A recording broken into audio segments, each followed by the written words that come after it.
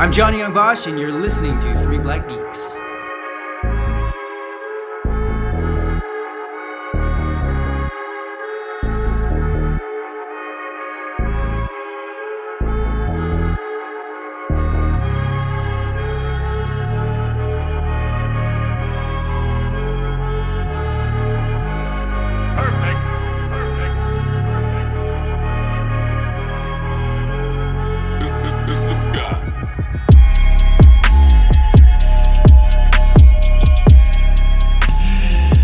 Yes, folks, the podcast that you've been highly anticipating with your resident guys, the 2019 end of the year, and sort of kind of, in a decade, we've been, nine years running with 3BG since 2010?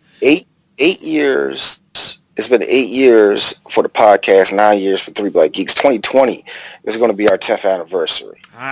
Okay. So, yeah. Well, hold on. Yeah. 2020 is because I always keep on forgetting. Like, what I gotta ask myself, what years was your second born? D 2011. That's when y'all started. Okay, because I really remember feeling like dog shit for really getting amped up for us to do our first show ever, and my son was only like 2 weeks old. And I felt like, take care of your kid, D. Yeah, 2010 is when we were D kicked the idea around, and he started our Twitter. And then, we were just doing random shit on YouTube that you can still see to this day. And I still put it out there, when we ever get serious about the shit that we actually archive. It's going to be amazing, really, because I still take pride that we were the first to discover unknown. I love the fact that we were the first people, period, to discover unknown. Yeah, that was a magic. That era of Marvel vs. Capcom and everything that was happening and stuff. But before we really get into the good stuff, because there was a lot of stuff that happened in 2019 that was great and excellent. We gotta get a couple things off that happened in 2019 on the political and randomness that happened and stuff, since we really don't talk about politics that much and stuff. No, we don't. No, we don't. Because if we do, y'all already know. I famously said there is an episode of Pocahontas that we did that will never come out. It's just unentertaining. It's a lot of jokes, and then it's a lot of, man, these guys got fucking serious for a minute. Who's that motherfucker I hate? That hotep ass nigga that be on the internet. Not Tyreek. Not Tyreek. Boyce Watkins? Boyce Watkins. I would look, it's kind of funny. He would love it. I'm sure he will, and that's not the type of attention I want, man.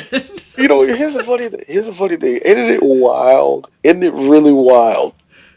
And this is why I kind of love the episode of Rick and Morty that came on about a week and a half ago about the snakes taking over everything, because it does kind of show you like what would happen if because they knew there was an alien race, they focused all their attention to getting into space and time travel and shit like that. I kind of wish that for Earthlings. Like, can we stop fighting each other for 2 seconds? White supremacy has to rear its heads. Exactly. I say that for one main reason, because Boyce, there is real talk. There are a couple things I totally stand with him on, and I totally agree with him. And then he keeps talking.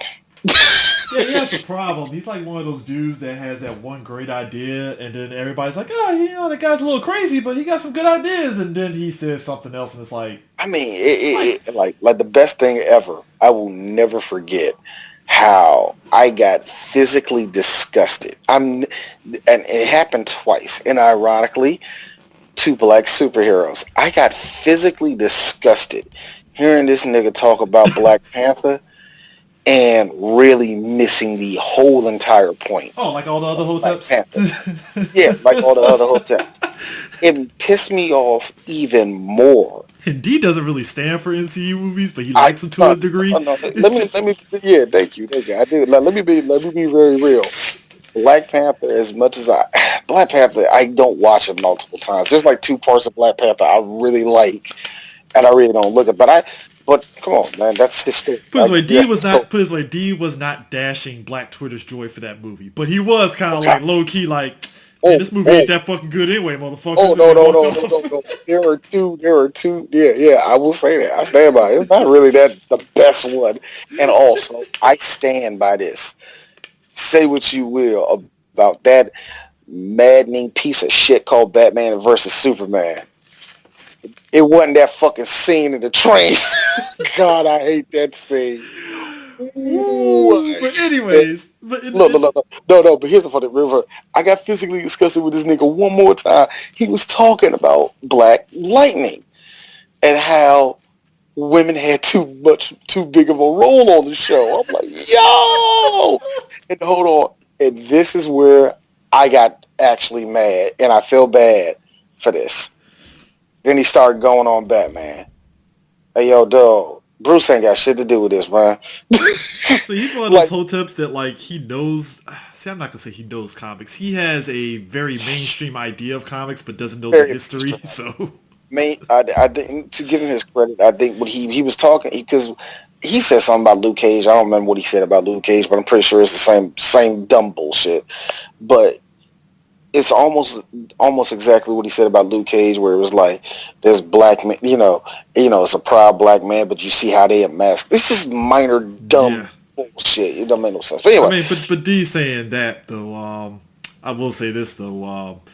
So going into political aspect of stuff. Mr. One, Jeffrey Epstein, was the subject of many a memes, including many of memes, and it included, he got put in jail for sex trafficking.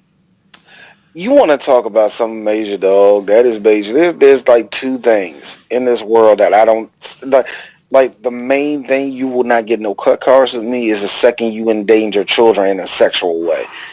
I don't play that bullshit. There is something. And that, whew, I mean, again, I don't want to go racial with this, but like, I feel when there's something regarding sex trafficking, white people tend to be at the epicenter of it. It's not to say there ain't no black sex traffickers, but it just feels like white people are kind of like sex trafficking. White guy, right? All right, cool. Yeah. you're right, because real talk, the most children taken and abducted and taken into sex trafficking are the brown variety.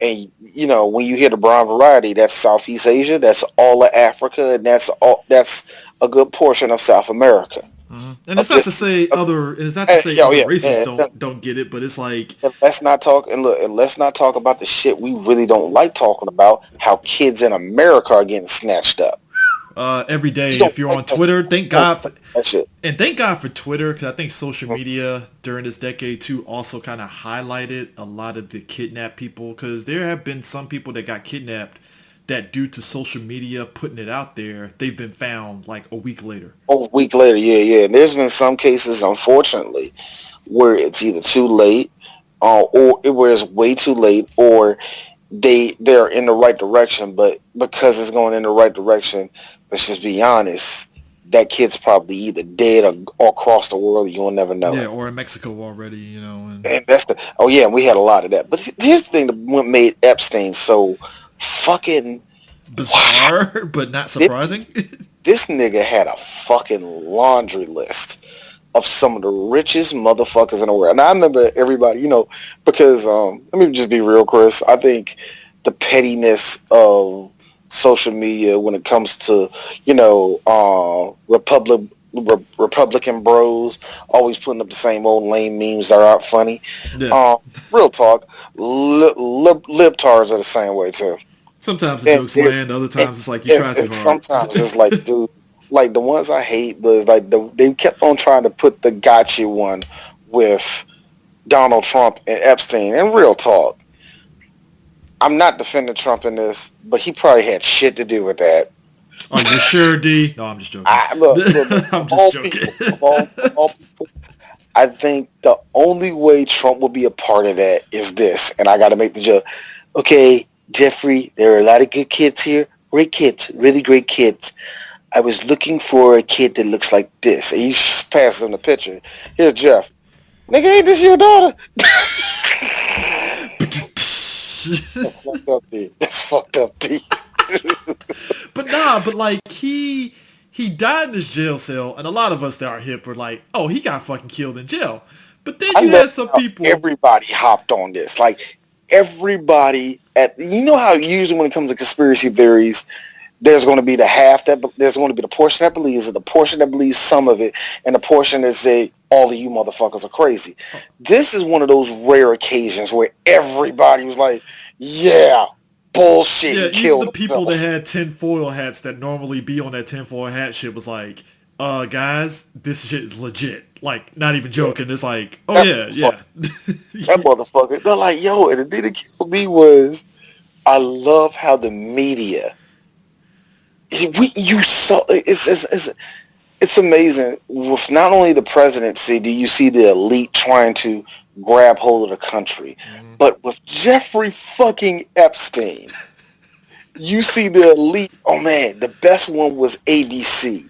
ABC stopped a whole news thing to be on him, and because the reporter basically said, "Yeah, the nigga that run this place was a part of that list too." I Like, mean, it was yo, crazy because they made it seem it was suicide, but what was wild is that they, before was anybody that's on suicide watch, they make sure they don't have any items that they can use to kill themselves and all that stuff. And all of a sudden, he's in a jail cell dead, and it's like somebody killed his ass somebody killed his ass. It's not because even. he knew too much. He knew too much. He He knew a knew lot. way too much. When you have enough here's a funny thing, you would think that the experiment would work because you know Trump's in office, and let's just be real, Americans poison themselves every day. You Yep. know, with shit that these corporations and everybody else gives us. We're all victims of it. You know, we Yeah. all victims of it. Yeah. Look at Chris. Chris is a Disney head. If Mickey told that nigga to jerk off on top of Princess Diana's grave, Chris was like, I don't know, it's gonna take a while. I mean, I So don't care for Princess Di like that, but I would never do that. Oh I'll no. never do that. Like you bring up some other like what about Wendy Mandela? That made it better somehow. I don't know why. Wendy like But like when that oh yeah. happened, and again, this is all happening during the latter half of this decade where Trump is president. If you told me back in 2010 after Obama we'd be getting Trump, I'd be like, get the fuck out of my face. And Uh, it still feel like a dream, doesn't it, man? well, you to your credit though, and me and Eris joked about it again though. But to your credit, you said with the way Donald Trump's trajectory was going, it's going to be like the in the casino where it's like the boss was retired and Nikki he had to go. That's what's happening right now with Trump. I felt that way the second he stepped into office and the second everything started to move. Now, you know, we're here in DC. We're here in DC. We know how this shit works, kind Yeah. of. In a way, we know enough to know how it works. By the way, we're on the next topic here, which is Don's bizarre impeachment. Yeah, I mean it's a good segue because like the It Epstein is a thing great segue speaks because look, itself. Speaks for what you want itself. because what you want to say about Epstein? He was just a perverted ass dude that hung himself. The memes were hilarious. They're still hilarious if you can get them in there. Somebody put up a little crossword, right? That said, find the three things that you're gonna have in the new year. My dumb ass, I basically wrote Jeffrey Epstein killed himself backwards. Didn't kill himself backwards, and I was like, "Dog, this is what I got. This is some gibberish. Everybody lost their shit." But yeah, But no, but like I said, Don, they're but funny. But there's nothing to go on. What you want me? Because at the end of the day, I loved how you know how everybody and I heard this last year. I don't think I mentioned it last year when we did the year end, yeah, but I remember last year everybody was like, you know, when all these white people were calling the cops on us for no fucking reason, hmm and we started giving them nicknames and all that. There was a big push from the Root and a couple other places like, don't give them nicknames because that makes it feel like empowers them. empowers them. Shut the fuck up. No, it Can we doesn't. get these jokes And off, guys? Come on. like that's what I'm saying. Can we get these jokes off with Epstein? Everybody like, it's not funny. He was like, yeah, it ain't funny. It ain't funny. It's hilarious how they're trying to tell us that he killed himself when obviously the fucking elite and the 1% in this country killed him. They got somebody in that jail to walk in that jail cell, snap his neck. I don't know, snap his neck, shoot him in the head. I don't know how the nigga died. I don't give a fuck. But I'm just saying. Whatever it is, they pay that motherfucker off. Do I miss Jeffrey Epstein? Not one goddamn second. If you told me where Jeffrey Epstein's grave was, I'll be ready to take a shit on it. And then when I'm done, I will have a whole classroom of 10-year-olds take a piss on his damn grave. I don't give a fuck about him.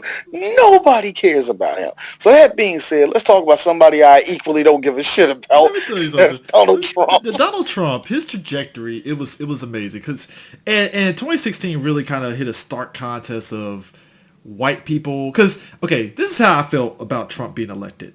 I feel as though when we had Bush Jr., right?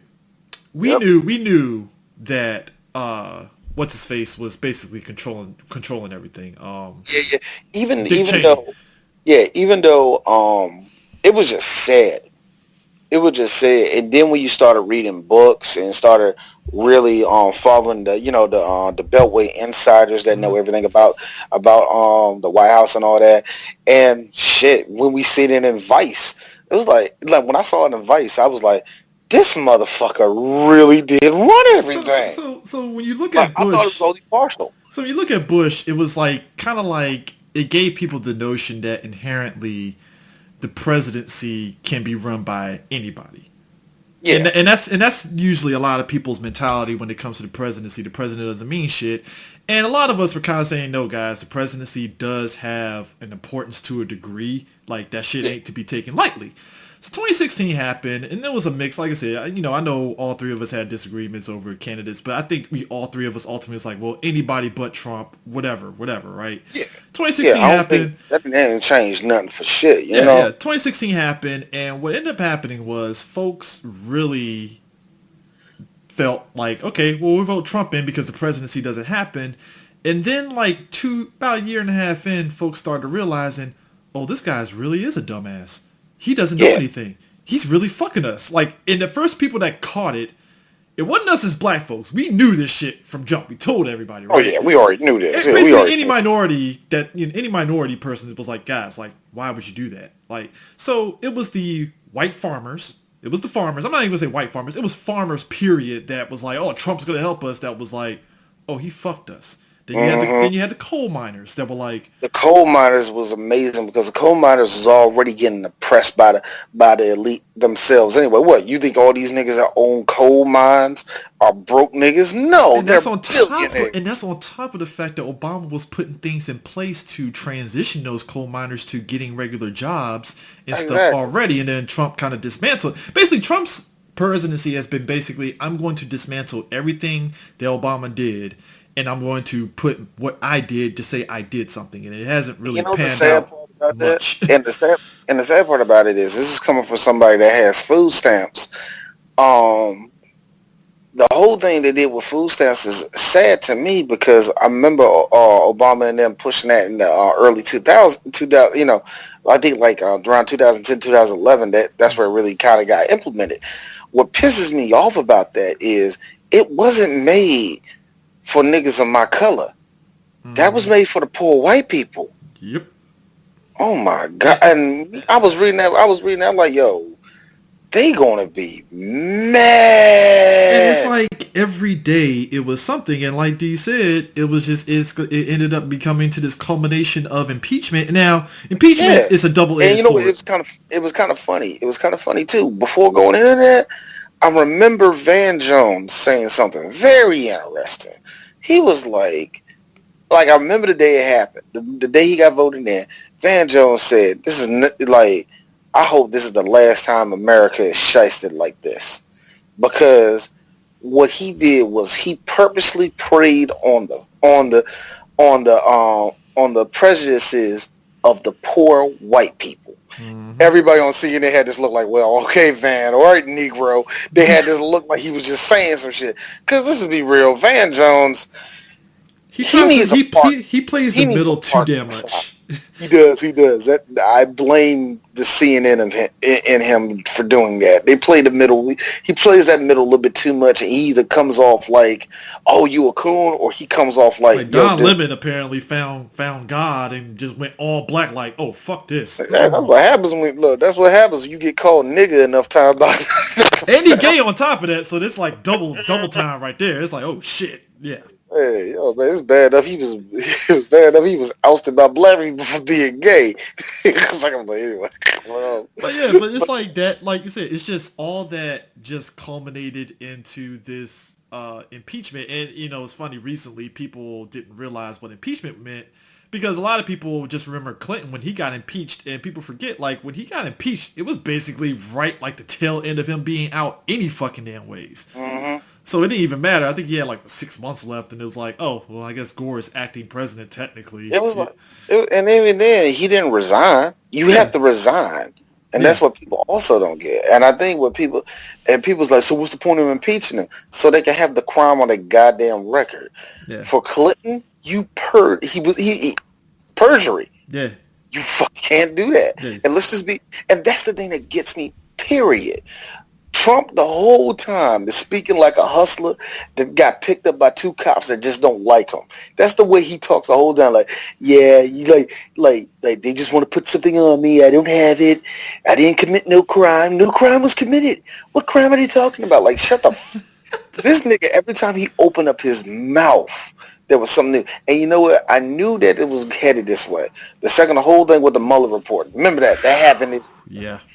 The whole thing with the Mueller report, and everybody was mad, and I was kind of with Bill Maher in this. Dude, just say that he needs to get arrested. Just say it. Just say it. Just say it. He wouldn't say it. Refused. He refused to say it. But the one thing I will give Rob was this. He said this. Now, I'm not the one that can do that. That will be up to Congress to do that. I'm sorry, sir, can you say it again? And Robert Mueller stopped his foot. That will be up to Congress to arrest him. I mean, and it's like... It took that for it to get to the impeachment. That to me, that felt like that took too long, in my opinion. I mean, and it's like, it's to a point now where, like, Pelosi's actually playing a very smart move that, again, to Dee's credit, he pointed out too, which I kind of forgot. She's holding it off right now. She ain't, because now the Senate is Republicans. And Dee brought up a good point. Election season's coming up next year, and you got some Republicans on the Senate that have states that really do not like Trump. Like, really don't fucking like it. Really don't like that. I was watching Rachel Maddow, and she was talking about there's a couple of senators that won't be back because Trump fucked their name up. Mm-hmm. And so you're a potential Republican in a state that doesn't like Trump, and you don't want to go through this impeachment process to boot him out. Well, you're fucked next election year because people remember that. So here's the funny thing: as much, like, real talk, and I'm speaking for Eris, and Eris will agree with us. Let's be real. There's no chance this motherfucker. There's still a strong chance he's going to get reelected. I mean, you know what? It's kind of, right now, he's going to survive this shit. But see, here's the thing. Right now, and it's weird. Because I don't think we put it up on the thing here. Oh, he actually did. The Democrats terminated power. This is actually a good segue. Actually, this is great. Nigga, this is awesome. That whole blue wave was actually something. So it was actually something. They actually did shit. So literally, it's like a who's who of Democrats that are in there. Like, first off the top, we got Joe Biden, which, if people don't remember, Joe Biden way back in 06, 07 was trying to run for presidency, and he got kicked the fuck out because black folks and a lot of minorities were looking at Joe like, hey dog, we ain't fucking with you. But Obama saw something good in Joe, which Joe, even when Joe isn't gaffing it up, he actually has a good heart about it. To his credit. So they got him in as vice VP, and Joe was always the guy that you could meme the fuck out of, and everybody loved him. He's Uncle Joe, right? So Joe is at the top of the list of the Democrats right now, and let's be real, if he did win the Democratic seat and stuff, and he has to go up against Trump, I'm pretty sure a lot of white folks will actually go for, Biden over Trump any day of the week. So that's and that's and it's the big sick, problem. but it's like fuck. Yeah, that's the big problem, isn't it? It's like, as much as I think all of us can stomach Joe Biden in our own way, but we don't want him to be president. He's problematic in a way that you can at least course correct him, and he's not going to fuck us over. Exactly. Which that's Democrats in a nutshell, because there's let's be real, every politician has blind spots. Like, Democrats have blind spots to a degree, so it's like you can at least course correct them. Like, I think what it is that Joe Biden wears a Republican suit, but he's clearly a But he's clearly a Democrat when you look at his politics. And Yeah. like he's everything that white people like about Republicans. Oh, he's she's a white male. I'm done. And also he threatened to punch Trump in the mouth and challenge him to a push-up contest. So Oh man. Oh man. Look. That's the most whitest shit ever. I'm sorry. That is some white guy. You want to come at me broad type shit right there. Joe Francis Biden is ready for that smoke. But but here's the thing about that. Like I said, everybody doesn't want him to be president. We just don't. Then you have the golden the chosen one, Elizabeth Warren. It's like this. This is the thing. This is coming from Elizabeth Warren, person who will vote for her. She goes in. I'm rooting for her the most. But here's the thing. Let me be real with my boo. She talks too much for people to really grasp shit because people are stupid. So she's Lisa Simpson. Is that what you're saying? She got Lisa Simpson, but she's not as annoying as Hillary. That's the see what happened with Hillary was she's been in the public eye so long, it didn't matter if she coughed the wrong way. Hillary Clinton hates men, shit like that. Like, what I mean? What are you talking about? Like it was to the point that assholes even went to the degree with Hillary on some like, oh man, like they were blaming her for Clinton cheating on her, and I'm like, what the fuck? What? It had nothing to do with anything. And then like I said, for Elizabeth Warren, what really hurts her is that I think there is a section of voters that she just can't connect to. And I'll be honest with you, I don't think it's so much the young people. I think it's older men that she can't connect to. And I also think there is a section of just Republicans that don't like women, period. Yeah, you know what I mean? We're still in that territory. Like, amazingly, we're still in that era where there's, oh my God, you're a woman and you have an opinion about how the country is ran? How dare you? It's not like she. Are you even a lawmaker? And Elizabeth Warren. Yes, I've been a lawmaker for over 30 years. Where have you been? But like, it's funny because I think unlike Hillary, she doesn't like Hillary had a lot of baggage unfairly to a degree, but also fairly in the sense of like, and that was the thing that kind of bugged me was like, that's what I meant. She was in the public eye just too long. Yeah, that's really what happened because all the court cases that went against her were complete bullshit. Oh yeah. And I mean, some of it I get, like the crime bill, but like I was telling folks, I was like, okay, cool, you want to get on over for the crime bill, that's cool, but your boy Biden and Bernie had something to do with that crime bill too, and nobody said anything. I have no idea what Bernie did with it. Bernie voted for that shit. No bullshit, he did. But he actually has walked it back like, hey, that was stupid of me to vote for that, and I regret that, and that was my bad. So, tell you something, 94. Let me tell you something. 94 was a wild year. Wasn't sure. I mean, that's how he played it. That's how he played it. Yeah, I was feeling some type of way. So you say we got Bernie, we got Elizabeth Warren, we got Joe. Then you got Kamala Harris, which she had varying degrees of like. To me, at the end of the day, with Kamala, as much as I like her, she wasn't ready. Same with Cory Booker. There were two people that weren't ready yet. They weren't ready yet. What really hurt Kamala was her past, and she didn't know how to dodge around it.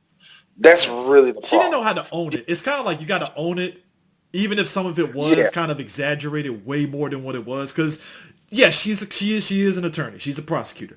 There were a lot of things that people over-exaggerated that wasn't on her so much as the system itself. And it's kind of like one of those, if she did a better job of at least not over-explaining herself, she would have been fine. I also felt like they was going to use her as, we got a black one. That's the other thing. I think anytime you're in the situation of, hey, we have a black, you're not going to be the winnable one. Yeah. I think because when that happened to Obama knew how to get around it. He ended up eventually getting around it. Granted, John Edwards did half that work for him by being a dumbass. But Edwards should have been like a fucking layup, but nope. Nigga, Edwards is going to be the president. He was the chosen one, and somehow it's like, fuck. Nobody that he had a clear aisle to be the president. Nothing. But that's the thing. Cory Booker, now here's the funny thing. As much as I didn't want Kamala Harris to touch any part of the White House outside of being on a cabinet and proud of her still staying in the Senate because I believe that there's a place for She'd be people. good in the Senate, easily. Yeah, she's great in the Senate. She's great in the Senate. You need her in the Senate. So, but see, despite me saying that about her, I can't say that about Cory Booker at all. I don't like none of Cory Booker. I hated every second of everything he tried to do. He's the most earned. You know what? He is Obama light, and not in a good way.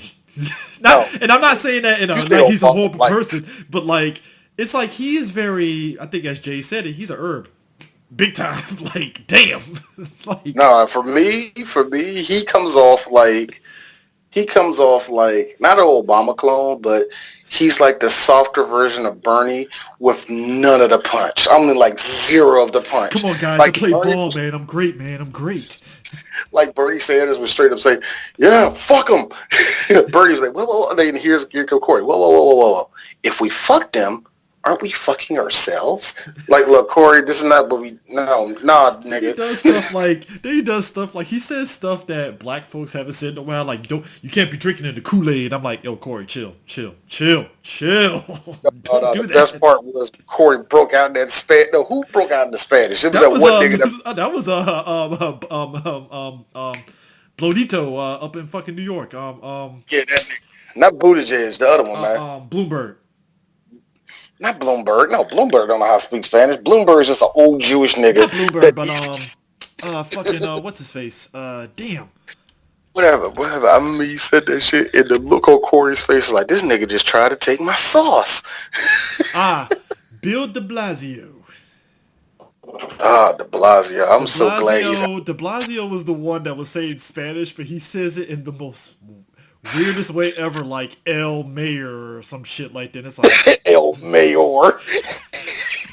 It's like he knows Spanish, but it's like he'll also just cut into like the white guy-esque like Spanish. Yo, I'm just mad that Cory Booker had this look like this nigga really truly tried to take all of my shit. Nah, fuck all that. I gotta speak Spanish too.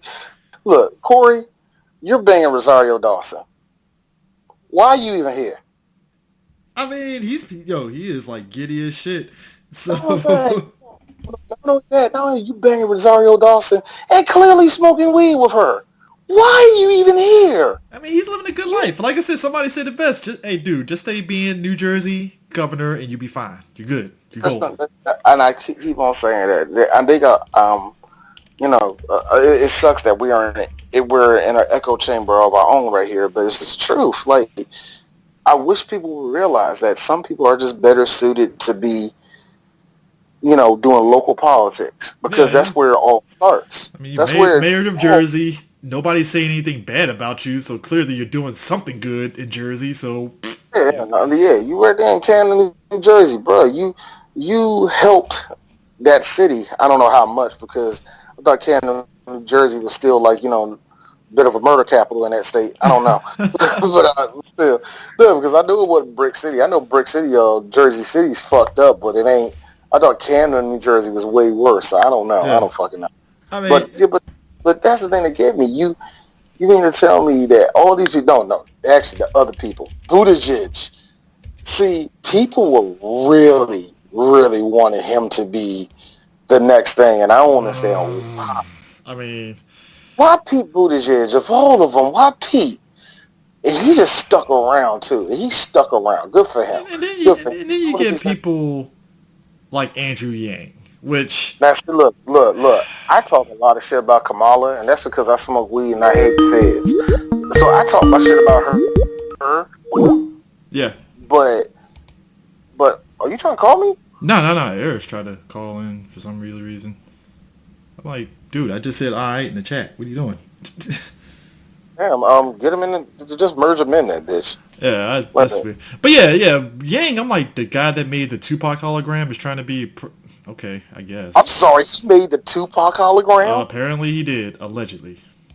What? Exactly. No. Yeah. Look, and the best thing, I like that nigga, like I said, I already said my piece about Kamala, but he comes off like the wannabe strong I don't understand it. It's like he comes off like the B-rated version of Kamala Harris, man. Well, because he has these damn batshit crazy ideas and nothing to back it up, saying it's gonna work. And I'm like, what are you You know doing? what he says? What he says is this: I worked for Obama, nigga. That is not enough sauce. Dude, Kumar from Harold and Kumar worked for Obama. That doesn't mean I'm gonna fucking vote for him for president. Like, what the fuck? Like, Nigga, I lived blocks away from Obama.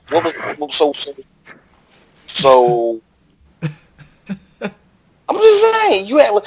Here's the thing. There is a difference between saying I watched Michael Jordan play and I played with Michael Jordan. Yes, there is a difference. yeah. But Petey, shut up. I mean that, and then you got our boy. I'm assuming that you guys are talking about the politics portion of the year-end thing, correct? Yeah. Yes, sir. Yeah. And then you got homeboy from fucking Texas, which everybody's like, dog, get your boy, just get homeboy. What was that? I forgot his name. He bounced out. Yeah, he gone now. I think he was that one guy that was just there. Was it not the bald guy? It was the younger dude, the younger guy, Mike something. I think that was his name or some shit like that. But there was like this was the ridiculous thing about the Democrats. There was just so many of them. We had a writer up there, Chris. Dude, it was a G1 Classic at one point. That's how bad it was. They had to split the shit into 2 nights. It was like, and really, let's be real, the second night was literally like the B squad. The second night, the first night was all the A players. I felt bad for whoever had to go against Bernie, Elizabeth, and Joe Biden. They set even y'all Kamala up. to a degree, because Kamala. Oh yeah, Kamala too. Because let's just be real. It's going to run down eventually to. No, it's already down now. It's been down. No. Let me finish, please. It's going to run down eventually to the final. I would say the final four. Final four, they would have to interface with a 2-on-2 in a first to 5. Here's some sticks and first to 5 and Super Turbo. Go. Real talk of the remaining 5. Andrew Yang gonna fuck them all up, man. I think he's a good. I think he's really good with like. That dude ain't even Final 4. It's going to end up. I don't see Andrew Yang getting in as much as I would like for him to get further. I just don't see it. And to be honest, because it's and because the challenge would be in Tekken, it wouldn't go over for him because I know that Bernie got a pocket Yoshimitsu Bernie's Yoshimitsu is nothing to fuck with. And Warren is I was gonna say Warren is if I remember correctly, she is a Lily specialist. I don't think she would use Lily though. Yes, she would. Now, if it were down to a different title, if this was Bubble Bobble, Yang got it. You want to know the truth though? Chris? I got one for you. This is going to match his politics. Joe Biden? He plays with Eddie. How do you play this game? And he's just button mashing. It's like, oh shit! Holy shit! I fucking won. You see what that? He's like, holy shit! I won. You see what that Bob Marley guy did? Oh man! It's like that is technology is fucking amazing. See, and that'd be one of those situations to mess him up because all he had to do was play and not say anything. And then you got. And then you. I mean, am I wrong? Am I wrong? I mean, you're not wrong. I mean. And then you have Tulsi Gabbard, who I have an ire for because here's what I have a problem with, right? She's one of those people that are opportunists. And I know politics is an opportunist thing, but it's like so like blatant with her because she was hard in the paint on basically saying, fuck you gay people and your gay marriage. Right? Hardcore. I mean, you want to talk about why is she even there? Hardcore into it. And then she talk, I'm like, you're not even close to a Democrat right now. Man. Hard to paint on that, right? And like Hillary called her out on that shit when she was like, "Oh, I really don't have those views anymore." And Hillary was like, "Sure you don't, but okay, cool." Then much like everybody, every now and then when they talk too much shit. Oh wait, Wait, I actually got something to add to that, CJ. See, when Hillary called her out on that and she said she doesn't have those views anymore, Hillary came back at her with, look, they me on the super predators, something I said 20 something years ago. They're gonna get you for this. I mean, and that's the thing about Tulsi. It's like, hey, the LGBTQ community remember that shit. And you were really like, yo, fuck your gay marriage. They remember that shit. Like, don't matter Oh what you wait, did. Like, they And remember. didn't make wait, it wait. worse. Hey But CJ, you know real what makes quick. Hey me say, CJ, real quick. Hey CJ, real quick. Don't remember. Don't hurt yourself trying to say it. Dave Chappelle simplified it. The alphabet people. Okay, well, whatever. Alphabet people. Either the which way, alphabet either people. which way, they remember. Oh, I'm just saying, like, yo, they remember a and it lot. makes it even worse though, Chris. What makes it even better was the fact we're sitting on a big it was a big week. They just got the articles of impeachment to the House. All right, everybody, we're gonna vote for Trump, right? Here comes your girl. Present. Bitch. I mean, I'm just sitting there like, This yo, I don't hoe, like you, but this pick a hoe, I side, said, lady. oh, I said a hoe. This hoe said present. dude, Present. AOC tore her new asshole on that shit. Like, what the fuck is your problem? Like, I was seriously, what is like, your problem? yo, and that's And the, and see, rightfully so with that. and it's like, it don't make no sense. That's the really, that's the amazing part about all this. Is that people still have this thing where we got to be fair. We got to be fair. The only reason why I'm not fair about it is because Republicans aren't fair. They're some of the most cheating ass niggas I have ever Dude, it's seen. so blatant. That's Serious. why he's getting impeached, because it's like, dog, you went to Russia to fucking steal an election, and you still got fucking caught. Like, the whole purpose of cheating is so you don't get caught, and you got caught. Exactly. And I like how he did it because Trump went in there just like a dumbass too. All right, so so that thing I need you to do, can you do it like tomorrow? And he kept calling this nigga like, yeah, so we gonna do just like Is yo. he I have been worried? in Like, you gonna pay me back, dog? You gonna give me my money? yo, but this motherfucker was acting like a nigga that's waiting for his weed man to show up, man, the whole entire time. He's always like, yeah, You might so as got the well. stuff. I'm waiting on it, man. Come on. You might as well. Honestly, he might as well have just given everybody a blueprint. I I mean, mean, this nigga, he straight up told everything. And I like how the fact when he got caught doing it, everybody said, oh, but who the one that snitched on him? Who the one that snitched on him? We should investigate him. Why? He's not the president. exactly. It's the whole You thing was got to just investigate the whistleblower. Why? Just really, And I got really think something. about how stupid that sounds. And I got something for both of y'all. I guarantee you that if God willing, this thing actually does go to trial, um, I'm willing to bet you dollars to donuts that he will come out there with the Chewbacca defense. well, put it this way, that will only work for a Republican Senate, and even then, the Republican Senate is kind of like, that's why Pelosi is holding it back, because she don't trust them motherfuckers to do the right thing, because if the Republicans were smart, they kind of would throw the motherfucker on the bus. But I mean, I said it back in 2016. Before she even was the front runner for the Republicans, if y'all guys didn't get his ass out of the paint during the whole Republican primaries, y'all ain't gonna get him What out are in the y'all Senate. doing now? And that's the thing that killed me, man. Because you know who the biggest hoe ass nigga of all of them? Ted Cruz. Ted Cruz, who got cucked by that nigga the entire time. All of a sudden, is backing this nigga up. Real talk, y'all. Real talk. There's one thing for Frieza to be on Goku's team at the Tournament of Power. That's one thing. But I mean, here's the thing. I said it back in that's like 2016. Emperor Pilaf Like coming out of nowhere like, hey yo. added, dude, he was only added for power purposes, nothing more. I mean, I Yeah. said it back there before 2016 election started. I was like, when the most level-headed Republican that was telling everybody, guys, get him out, is Jeb Bush, and nobody listens to Jeb Bush already as is, you have a problem. Jeb Bush was the only person that saw the jig with Trump, like, hey guys, you might want to get him out. He doesn't belong here. Guys, please listen to me. Clap. Guys, come on, clap. Look at me. Guys, I really think this is a good time for us to get rid of him. He's not really one of us, guys. Come on, all together. One of us.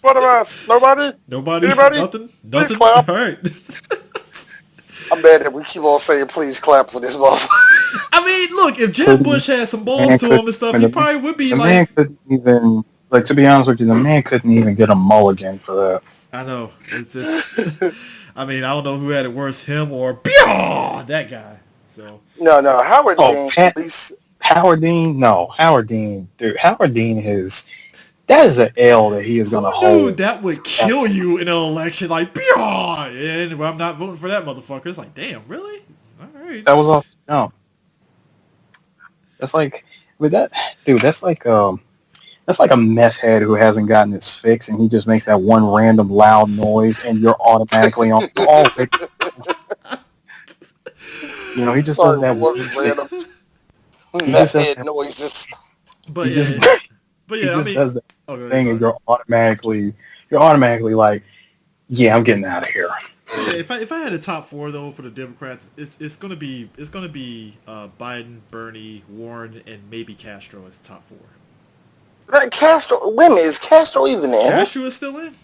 He is still in. Why? Hey, Now, look, hey, now, God bless him. God bless him. if Bernie gets now, hold on. If Bernie gets far, if he gets as far as I hope he gets, I would love just just I guess you could say just as like one big middle finger to everybody if he brings AOC in as his vice president. But That will never happen. AOC doesn't want it though. That's the thing. She supports I it, know but she don't want it. She don't want it. That's the I thing. know No, she won't. but then again, guys, let's be real. Fangirls say that all the time until it actually happens. Well, that's her senpai notice me moment or Oh, some shit. it really Oh, is. It really absolutely, is. It's like it's like 100%. that. It's like that nerdy girl that loves Nathan Fillion. Oh, look, if Nathan Fillion was in front of me, I would not melt in front of him. I wouldn't Hey, do none of those that girl stuff. fangirls better hope that Nathan Fillion doesn't pull a Vic Mignogna and we find out he been touching little girls and shit. That will fucking kill the whole nerd community Don't do immediately. that. Don't do that. That would kill me. Hold on. Are we really ready to move into that Oh no, I conversation? wasn't touch. I was about to segue. Oh, I was gonna segue. actually, I was gonna that segue. happened too. Yeah. Okay, so here's the weird part, folks. This year, so last year, Otakon, me and D talked to No, you're before that one. year before You're before that. year before we talked to Vic Mignogna, and I had talked to him again earlier this year for the Dragon Ball Super movie when it hit the theaters. So then for a while between the last time we talked to him at Otakon up to that point, you hear stories about in the fandom community about certain like voice actors and them either being dicks or they got certain things about them. And we heard a lot of stuff about Vic, but as typical of us, we're like, oh, it's just rumors because you didn't hear anything bad. It was just, well, I heard Vic did this. Well, I heard Vic did that. Oh, I heard Vic did this. And again, it's hearsay. You don't unless it's It was all confirmed. hearsay. You never hear it. So right after the Dragon Ball Super movie came out, I think was it somebody that came out and literally did a detailed like everything that happened between her and Vic, and it opened the floodgates across the board. Because here's the thing about it. It's the thing Not about only did this. it open the flood, not only did it open the floodgates, it also brought upon one crazy lawsuit between him and Funimation, when yes, it Funimation did. tried to scrub him from the history books. Which is fucked up. Yeah. Let's just be real. Let's just be real. Gotta own that Funimation. Now, Own it. I mean, so you guys know what this means because of this situation, and we all know that the outcome is that now he's in the hole for over $100,000, and then on top of that, what this truly means. We're never going to get a re-release of Full Metal Alchemist again. Oh yeah. Let's be real. Guess what, kids? Your original Let's Full say- Metal Alchemist DVDs are worth something. Yep. In the worst possible way is worth Let's say- something. Just like our copies of Dragon Ball Super Broly movie is probably worth something because that has Vic Namoya's voice on it. And then since Johnny Johnny Bosch is voicing Broly now, and they're redubbing it now with his voice. What? Yeah. Because he does So the voice look, of Broly. so He let me does get the this. voice of Broly for the Dragon Ball Fighter Z DLC that's coming out, and apparently he's going to be redubbing it for the movie again. So. But the wild part about that whole thing is that when it came to Vic, we've been hearing it for years. Yeah. And I can only speak for myself. The only reason why I never believed it was because, I believed it to a degree. I always believed it to a degree, but until actual evidence come out, dude, you know what I'm saying? And you keep on hearing different things because the first time I heard anything about Vic, it was more of he was this Bible thumping Christian and nobody liked it because, there's come on, it's an anime convention. There's a bunch of edgelordy kids I there. ain't You know gonna what I lie, mean? D. When we talked to him, he looked like one of those Christian Bible school teachers. Doesn't he look like a camp counselor? Hey Look, let me be guys, do you honest. believe in Jesus? Let's have a Let me sit be down. real Let's with y'all. talk. Though. Let's be very real. And Chris, you can back me up on this because I know you agree. Vic Mignogna was one of the best interviews we had. Really, really, truly Loved it. nice man. Loved it. Nice man. Very nice guy. He really is informative. He knows his shit. He loves acting. All the rest of that shit. And I remember right when we got done with that shit, I looked at Chris and said, "That nigga did that shit." And me and him were laughing, but I was like, D might be serious on that. All right, let's see what I don't know. happens. See, like I never knew. I always just assumed that there was going to, like I said, evidence have to come out. We'll have to see what it's about, who does whatever, and it finally enough came out. But the thing that really get me about that is that Steve Blum has been saying it for years. A lot of voice actors have been saying it for years. Michelle Ruff, my favorite voice actress, she came out and said, "Yeah, his late night sessions with these kids, like y'all knew about it." I can also say this, like y'all ain't none of y'all niggas call the cops, but I hate when people do that. I hate when people do that.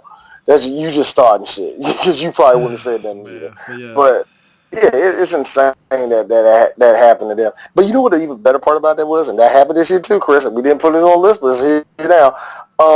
Remember when all those secret tapes of the Funimation people came out, and everybody tried to Me Too Funimation and Chris Sabat, and it was some of the most pettiest bullshit in the world. Because And it the was only reason basically why like you're griping over some verbiage. Okay, I guess. I mean, they were fucking around in the studio. No, they really meant it. He was trying to sexually assault these. I love that one. They were saying, God, the girl we interviewed, Elizabeth Maxwell. yeah. They try to say that he forced her to say some shit.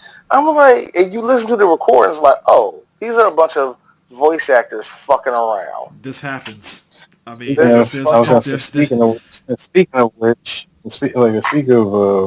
being forced to say some stuff, how about them audio leaks? yeah, that's what he was talking about. Yeah, that's what I'm saying. Okay. The audio Sorry leaks about are so stupid, and they're funny. They're funny. A couple of them I are mean, really it's no funny. different. I mean, that's the thing that happens in voice acting. The infamous camouflage and dude that voiced Lionel says, "What the fuck is camouflage?" and shit. I mean, that's the thing that happens. I mean, they do that. That's what I'm saying. A lot of people was like, "Oh my God, they did this and all that," and they try to put Chris Sabat on something like he was verbally like abusing everybody and all Chris the rest of Sabat that did shit. what most people do. He didn't say not a goddamn thing. He just hung back like, yeah, eventually people are going to realize it was bullshit. So I'm not going to say anything. I'm just going to let this I shit give it go. up because I think the most egregious thing that we heard was somebody was saying some racist stuff, and wasn't that Sean? I think it was Sean. Yeah. Actually, I was gonna say if I Well, was Sean came out and apologized. I Like, hey, almost guys, feel I'm sorry. ashamed. I almost feel ashamed knowing that we interviewed him and this came out. I don't But feel then I'm looking ashamed. I again, at mean, it's... no. See, hear me out because we interviewed him and I'm like, we were like, Sean, we technically inducted you as an honorary Three Black Geeks member, and that does not give you the right nor the privilege to be dropping an N-bomb like that. Do better. Yeah, but at the same time, I get it. At the same time, I'm not going to shy away from like, we did it. actually, It's like, it happens. I'm proud of Eris's growth right here because I was gonna say you can't say it unless one of us give you the clearance. I mean, you are Goku. I mean, look, Oh, that's no. y'all. I don't give passes to nobody, so y'all have that, I don't man. get passes on nobody. I really don't. Did I I? think we. Did I say? I mean, hold on. Did I ever say I was giving any of them? Oh, Yeah, no, I I even didn't say you did. I was passed. just saying, like, in terms of like how I should specify because there are a lot of people, and this is a thing that happened this year and stuff. Where everybody's like, oh man, this white guy is welcome to the cookout. And I'm like, guys, like we have to raise the bar Like- on where we're at with white people. Like, just because the guy said something woke one time, there has to be some consistency here. Like, I mean, I'm just saying. My thing also Y'all is that white white I mean, people y'all say handed racist down. shit no matter I was what. gonna say I was gonna say y'all are handing out these styrofoam plates like it's going out of No, style. get it twisted. When it's a joke, like, oh, blah, blah, blah is woke, and you're laughing, it's like, okay, I'm fine with the joke. But when it gets serious, it's like, I don't know, guys. Yeah, it's like, yeah, Chris, I got a good question. Before we go on to the next thing, I got a good question. That thing with Sean K coming out, firing back at all the people that say he was fake. Ooh. Okay. You mean first off, he's Talcum X. That's what we have dubbed him. All right? Malcolm X. No, I know what he is. I know what he is. He's a white boy that want to be woke. I understand that shit. Good for him. He read Alex Haley's Roots, and he read Alex Haley's Roots, and he only washes with black soap. Good for him. I don't. What the fuck, man? What happened? Basically what it resulted in is a lot of people are questioning whenever he does these donate to blah blah blahs thing and stuff. Some black woman just asks him a straight up simple question. Hey, is the money going to the families or going to this thing that you're raising the money for? And he did what most guilty people do, because I'm just going to say he's guilty. He got all fucking up in his hands like, what do you mean? I stand for black people. I'm like, whoa, dude, she just asked a question. Like, what the fuck? And then he tried to sue this one chick saying that she, I'm trying to think. What was it? If I remember correctly, I believe took something from her, and he tried to sue back at her, making it seem as though she stole from him. And it come to find out he was actually the one that was in the wrong, and everybody dragged his ass. Yeah, it was some stupid shit like that. But like he's been on that bullshit. But the money thing is the one that a lot of people are like, "Hey, dog. So is that money actually going to the things that you're saying is going to, or what?" And he gets defensive about it. Do you really think it was? I mean, look, again, this is why I'm thankful. As much as we follow some of these political people, I'm glad I'm not deep into the woke political circles. But I'll just say him and D-Ray be having it out, and D-Ray be getting in his ass, and I laugh every time. So really, D-Ray? For no dude, both of them be having these political beefs for no fucking reason. It is really Sean that be starting that shit low key. Wow. But here's the thing, that's the thing that killed me about all that, man, is the fact that he's like, look, I'm not going to take away from the fact that the motherfucker gives a fuck. I mean, he cares. Don't get it twisted. It's just he cares. Let's just be real. Let's not act like he's he's the worst thing in the world. I think what it is though, it's like Trey is that's basically how it is.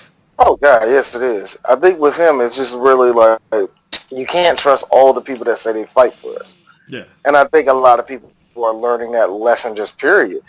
And it's hilarious how people just really think, oh man, well he represents me or blah blah blah, so I have nothing to worry about. I'm like, it's stupid. I mean, but it was also the other aspect of like people thinking that a lot of people that are these people that are activists, like they're not allowed to make money. And it's not like they're cashing in off of like them being activists. It's just you expect these activist people to be broke. They got to make money too. Like somebody was getting on D-Ray like, why would you take a professor job at a university and stuff? You're an activist. He's like, I got to work. I got to pay bills. Like, what the hell? Like, what do you want me to do? Yeah, like, the fuck? That right there, CJ, is when you cue the Blade clip. We're not exactly the March of Dimes. Yeah, exactly. It's like, come on, dog. Like, he's supposed to sleep on the couch forever and ever and be fighting for us. Like, come on, dog. He got to eat too. Like, I think that's what it is. People don't know how to match. You know, it's unfortunately it's a byproduct of capitalism. Yeah. You gotta pay to live. You gotta make money to live. Yeah. You gotta eat, man. Everybody has to eat. Yeah. So you're gonna have to answer to some type of master in some type of way. Yeah. Just how it is, man. And I think people just get caught up. Oh man, you gotta be ashy on the corner.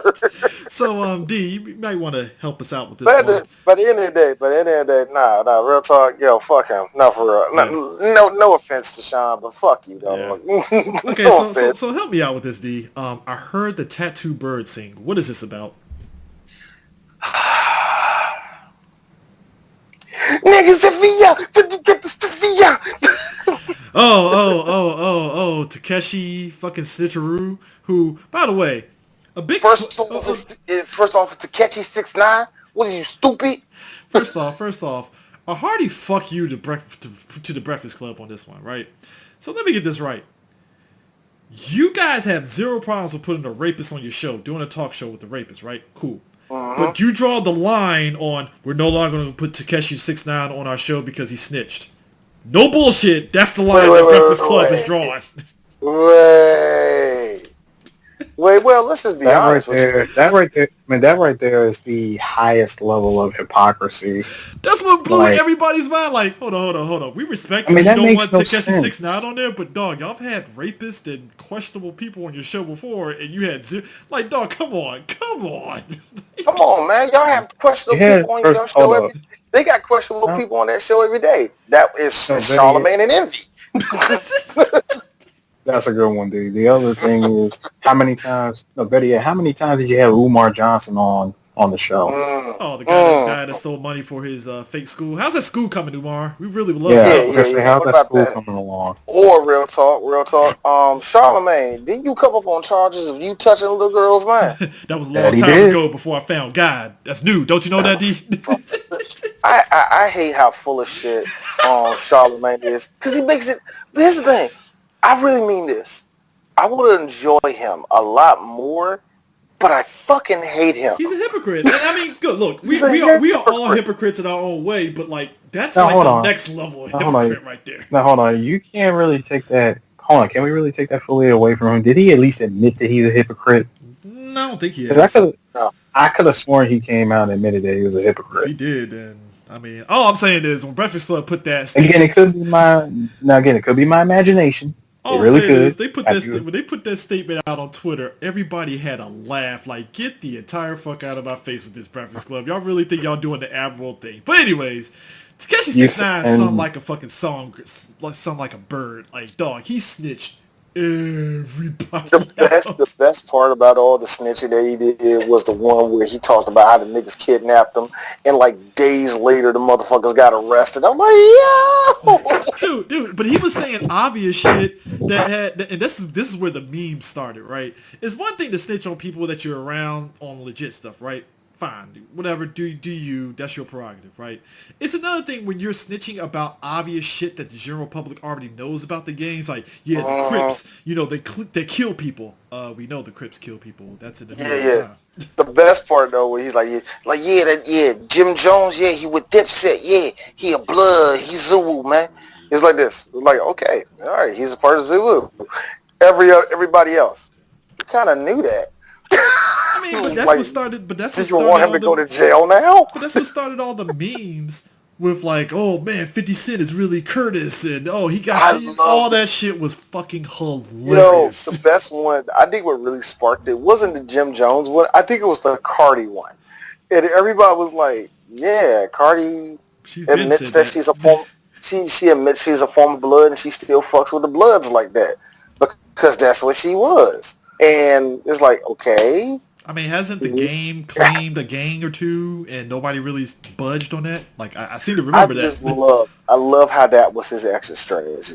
This is going, like, he went in there, all right, Takeshi, this is going to make sure you won't get like 4 less years than what you would get. These motherfuckers is stupid. They just going to let you go. I love all the stuff that Takeshi does. I can be real. Takeshi is my ignorant music. And all my favorite ignorant people have gone to jail. And I was and Takeshi going to jail, does that hurt me? No. Bobby Shmurda going to jail hurt me. He's getting out. He's getting out this year, guys. Yes, he is. My nigga Shmurda coming out, and when he gets out, his hat is going to come back to him. Hey, you know what though? Hey, Takeshi 6ix9ine snitched for Bobby Shmurda to come out. So there you go. Yeah, that's the way I feel, man. Bobby, look, okay. Bobby didn't even snitch. He just went to jail. It was like, Bobby served his time. Jail like a G, didn't give up none of his niggas, didn't do none of that. So to give him up, he went in there 10 toes down, bro. He wasn't fucking around. He went to jail for that shit. And you know, I can say this as a person that hasn't committed high crime like him. Yeah, he deserved to go to jail. But Yeah. I mean, free Bobby but Shmurda still, aside, yeah, he deserved that shit. yeah, free Bobby aside. No, nigga, you deserve to go to jail. Like, but Tekashi is like, bruh, nobody's gonna miss you. None of that shit. And I'm just thinking to myself, how's this motherfucker gonna work at Walgreens with all those tattoos on his face? That's amazing. But the thing is, it's like he's doing his 2 years in jail, and it's like, I hope you don't get shanked in jail, dog. I'm just saying, hey, look, I don't wish death on anybody, but I'm like, hey, dog, you're gonna have to watch your back. It was gonna be a long 2 years. You gave up blood members and you gave up Crip members, bro. Nigga, good luck for you, man. And I just like how everybody hopped on that shit. Like, yo, this is like unbelievable. I feel that it was a victory for old heads more than anybody else because old heads wanted this nigga to go to jail years ago. When he first showed up, they wanted Takeshi to go to jail. So I think and it's just kind of funny that a lot of us kind of predicted that this nigga was going to snitch on everybody anyway. We knew this was going to happen because he just looks like a fake thug. And here we are. And, you know, I have to add this into the mix here because I should have added it in here. In rap beefs that we didn't fucking ask for, I can't believe we're ending 2019 on M and Nick Cannon beefing. And I'm putting beefing in quotes because it went from... Let me understand CJ, before we... Hold on, CJ, before you even continue, I'm just going to go ahead and let the record be known that this was the most nothing argument of 2019. And all M did was he put a line about Nick Cannon, ha ha ha, whatever, it's M, whatever, right? Nick Cannon responded like any person responded. Here's the problem that I have. If a tree falls in the forest and nobody's around, is anybody going to hear it? Specifically, if you're Nick Cannon and you drop a rap beef, is anybody going to hear it? The answer is no, because Nick Cannon has been... This dude drops one rap beef. Okay, you got your beef in on M. Cool, you drop your beef. It should be done, right? You think it was done, right? Nah. Nick Cannon wanted more. This motherfucker gets his wildin' out rap beef, his crew integrated into this beef for no fucking reason. To the point to where I followed two of the people on Wildin' Out that literally was backing Nick, and I'm like, guys, why are you? No, stay away from this. No, don't do this. The only reason why, look, the only reason why I can imagine it is like, it's like me, real talk. M hasn't done nothing relatable in years to me, and I get it. You want to take the piss out of him. That's about it. He did it himself already, and I say this as a guy that likes Eminem. Eminem already did it to himself his last two albums. You didn't really do much, so you don't have to do nothing. You don't have to do nothing. And look, and everybody keeps on bringing up this one thing with Nick Cannon, and I hate to agree with him. Are you still mad about the shit he said about Mariah years ago? Mariah already... did bring it up. Mariah, no, but here's the thing. Mariah put on her big girl pants, responded to M accordingly, got a lot of album sales out of it. She handled it, Nick. You didn't have to do anything. She did it herself. She was a big girl. She did it herself. Hold on. Hey, Chris. Hey, CJ. Just to answer your question, by the way. Like, if a tree... You said if a tree falls and all that, can anybody hear it? I didn't want. Hold on a second. Sorry about that. But anyway, look, dude, the thing is, that just kills me. You're right. M already took himself out years ago with those last two albums. What was the point of you having to get your crew? And that's the thing. The two Wildin' Out people are comedians. You're Instagram comedians. Why are you backing Nick Cannon? Your career is not going to bode well if you keep poking the bear that is Eminem. He will roast you for free. I'm just telling you this right now, guys. Don't do this. It doesn't make any sense. And I get it. Like I said, you want to take the piss out of him. That has to be the only reason why. The fact that Nick Cannon thinks that Eminem would ever come to Wildin' Out, that's the thing that pissed me off in a way. I'm like, no, who's going to come on Wildin' Out? Nobody. Sorry about that, guys. Let me go ahead and get this. Let me go ahead and get this out of what I was trying to say. CJ, just to answer your question about if a tree falls, especially one from Nick Cannon, if it was to fall in the middle of the woods and no one's around, would anyone hear it? Not only would no one hear it, but even if they wanted to, they wouldn't be able to, because when he put out Invitation Canceled, who told him to whisper the diss the entire time? I know, right? Baby, he whispered it. Yes, he did. Look. First off, I'm ashamed that both of y'all listen to this nigga. First of all, Steve, hold on. I'm gonna pump the brakes right there. I'm gonna pump the brakes right there and tell you right now, I didn't have to listen to it. No, Somebody did a review. Someone did a reaction on YouTube. no. I sat back and listened to it. As a matter of fact, the name of that reaction was called "Everything Wrong with Invitation Canceled." See, I listen to it because I want to be part of the conversation. I'm part of the problem, so at least I'll wholeheartedly admit it. All right, I'm part of the problem. All right. All right, you know what, Chris? Here's a gift card to Shakey's, man. Get yourself a personal pan pizza. I mean, I'm part of the problem because number one, I want to get these jokes off, so I gotta listen to this. So, Dude, it's like, yo, and here's the thing, dude. Here's the funny part. Even more before we move on to the next one, the fact that Royce is clowning Nick Cannon tells you all you need to know that Eminem is not gonna fucking respond. Like Royce is like, nah, dog, this shit ain't the move. Like, nah, dude, it's not gonna work. Like of all people, if like I'm really saying to myself, like when I woke up in this decade, that I think. I mean, it's okay. So stream my life, dude. 2019. It's 2019, and people are still going at Eminem. Eminem, who, let's just be real, outside of like people who aren't rappers, is undefeated. And I just told him, and I heard myself like, Nick Cannon, why are you gonna do that to yourself? You're not a rapper either. I mean, he thinks he's a rapper. I mean, I think we you know what's funny, guys? We have these conversations offline where like we'll talk about one thing. I think one day we were talking about Nick Cannon and it spurred into us talking about songs from the early 2000s and shit. It was the most funniest conversation ever. I also want to bring those up before you, D, just so you know.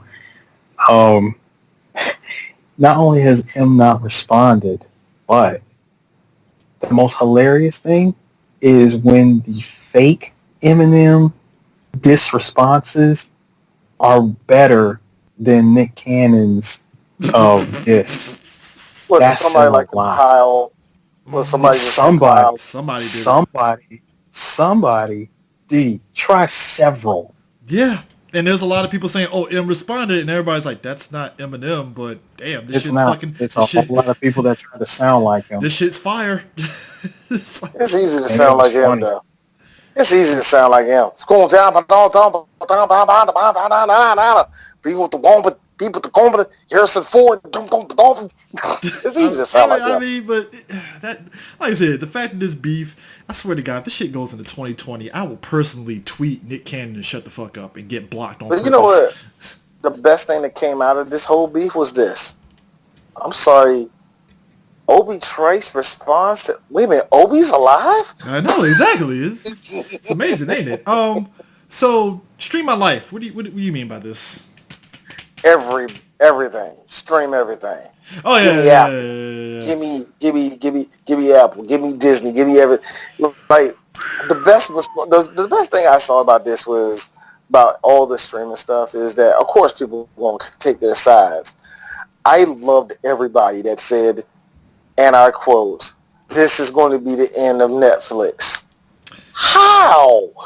So the thing about it is, like, the thing about the streaming thing is that I think a lot of folks, because you had between the people that picked sides, which that's going to happen, and then you got the other people that try to get all mathematical with it, and then forget the fact that, hey guys, you don't have to get all those streaming things.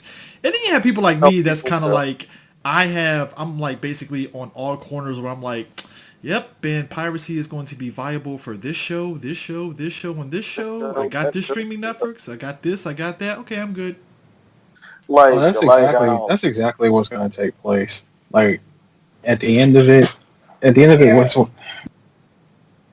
I mean, at the end of the day, it's just going to be a situation where it's like people are going to pick and choose what they want. I mean, right now, Disney Plus has some great stuff on it right now. Everybody's going nuts for The Mandalorian, and, I still didn't see the live-action Lady and the Tramp movie, but people have been talking about that movie. I think those are people that just want to be nostalgic. It's Lady and the Tramp. Don't you like it? No, wait. Do you like it? Not really. Shut up. I mean, it's like, so you got Disney Plus, and then, I think a while back, WWE Network has been basically, it's been worth the fucking money that you put into it, obviously. Exactly. Exactly. And then you had, I think that with period, you did want to do some shit where it's just, you want to do bigger things, you want to do more stuff. Like the one thing that got me was Apple doing their own thing, and come to find out, Apple has all this original content. I'm like, ha, what the?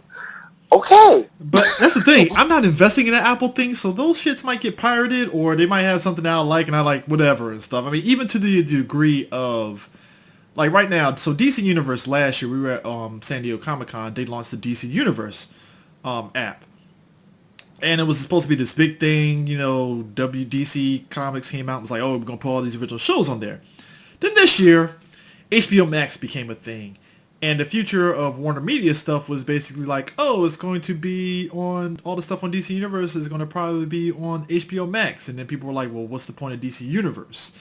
Exactly. And now... And I think, DC Universe just kind of showed up and left. I mean, well, right now, it's worth its weight because they finally have a DC Unlimited kind of thing through the app now where you can read comics through it. So it's worth it now, finally. Oh, okay, cool. Yeah, so you can read comics through it. You don't feel like purchasing Comixology and you want to watch some cartoons and movies, get DC Unlimited. Yeah, I mean, DC Universe app is like perfect. Well, DC Universe. And then you got on top of the normal ones like Hulu, and YouTube TV now and all that. Also, didn't they work out something with HBO where if you got HBO's newest streaming service, HBO Max or something like that? That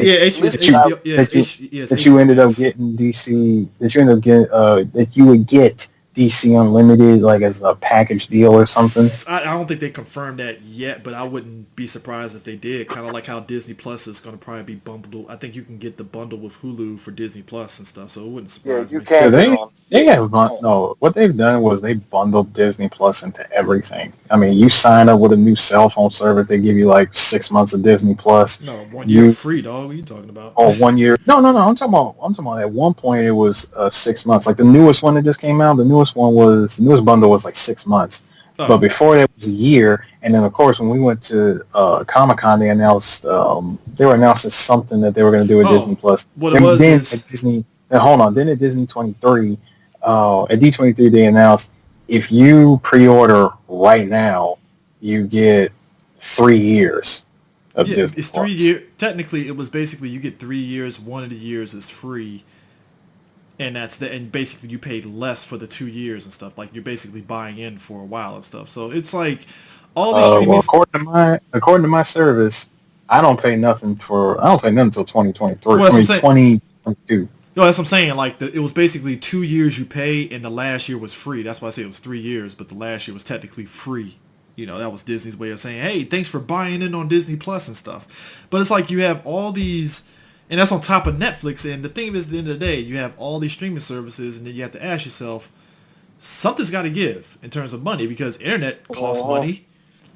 Well, everything's... the given is there, CJ, because... The moment Disney Plus made their announcement with all the stuff that they're putting out, all the original content that's coming in the next year or two, what Netflix did with their flex move was, oh hey, hi Nickelodeon, hold this contract, let's do this partnership real quick. They just extended their deal with them that they already had in place. Basically, that's all they did. No, they might have extended it, but now they're bringing all of their content over. Yeah, they made it larger. That's all of it was. Yeah. So they just made the whole sample and size of what you get from Nickelodeon larger. Yeah. Yeah. So instead of them just having like 1 or 2 shows from the channel, they're getting a whole lot more. Yeah. Which I wouldn't be surprised if we getting like some old stuff, like really old stuff. Yeah, they probably will. But like I said, I think at the end of the day, it's going to get to a point to where piracy is going to end up being a viable option again. Back when it was in 2007. I think it already is. 2006. I think it already is. I really think it already is, especially with like I said, just all the different sites you have to go to, and I will say this about all the little back and forth. That's what I got on. That's the one thing I remember about everybody, for whatever stupid reason, was like throwing up their flags of who got this and who got that. I saw this in real time, and it was so hilarious.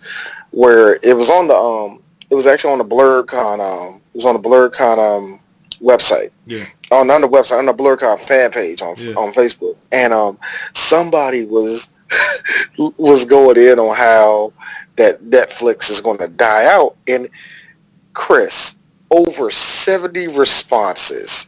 So everybody was like, how? What? That doesn't even make any sense. What? I mean, What is this? Somebody said this, it had me dying. Disney doesn't even have rated R movies on that thing. What the fuck do you think they're going to do? I was dying how everybody did that. The whole thing is the best just response, yeah. But the best response, though, I heard of everybody was that same dude, for whatever reason, was just talking hot shit. And he went on somebody about DC DC Universe app being shit. And then that's when the announcement came out that it was going to be part of HBO Max, which unfortunately I'm going to get that one because that's HBO, Cinemax, all the television, like Cartoon Network, all the rest, and TBS, all the rest, shit. basically all that wrapped into one. And the best response, like I said, Chris, it happened within minutes. Somebody threw up the announcement, and right underneath that, somebody put up a gif of God, Dave Chappelle, game blouses. I was like, that's a good one. That's a good It's one. just because to me, at the end of the day, It's stupid. it's all dumb. I mean, we all gonna sit there and get what we get and stuff like that. Everybody's going to sit there and ask their parents, "Can I borrow their password?" I mean, hell, I've asked my parents for their direct TV password to watch half the shit that they got on there because Exactly. they got Netflix and that's about it on the streaming stuff. Well, Amazon Yeah, Prime. like, I mean, my mom already has Amazon Prime. I mean, hell, I got Amazon Prime by default because hey, Amazon Prime kind of pays dividends ultimately, So I pay for Hulu and what's the name, man? And it's like I'm eventually going to hit. I already got Prime too, but still, yeah, I mean, it's so the but whole yeah, thing is just it's a whole and lot here's because now. but here's the fun part. Here's the fun part. I'm still going to be downloading pirated movies. So I have I mean, but here's the thing. Here's the kicker, though. So Netflix, right? They came out recently. So Netflix model when it comes to their television shows, they came out and said there's a reason why a good amount of shows only get 2 seasons because because Netflix runs on they need new subscribers, right? to. And they only do certain shows for 2 seasons to get those people to buy in for those shows. Now, some shows obviously go past 2 seasons, but there's certain ones they want to do it to kind of suck people in, right? And Yeah, then, that's eight. That's every Jason Momoa. That's every Jason Momoa show on Netflix. yeah, and then like eventually they'll just sit there and be like, okay, well we're not doing it. We're going to start another show, but we know those people that we got sucked in on that one show are going to stay on Netflix. So now we got to get some more people in. That's the Netflix cycle in a nutshell, basically. So yeah, it's Netflix model. It's gonna be interesting to see how that goes. But I mean, the funny thing is, everybody was like the death of cable, and I'm like, dog, cable is going to be around for a while because there are some people that don't really want to deal with the streaming shit, and I understand that 100%.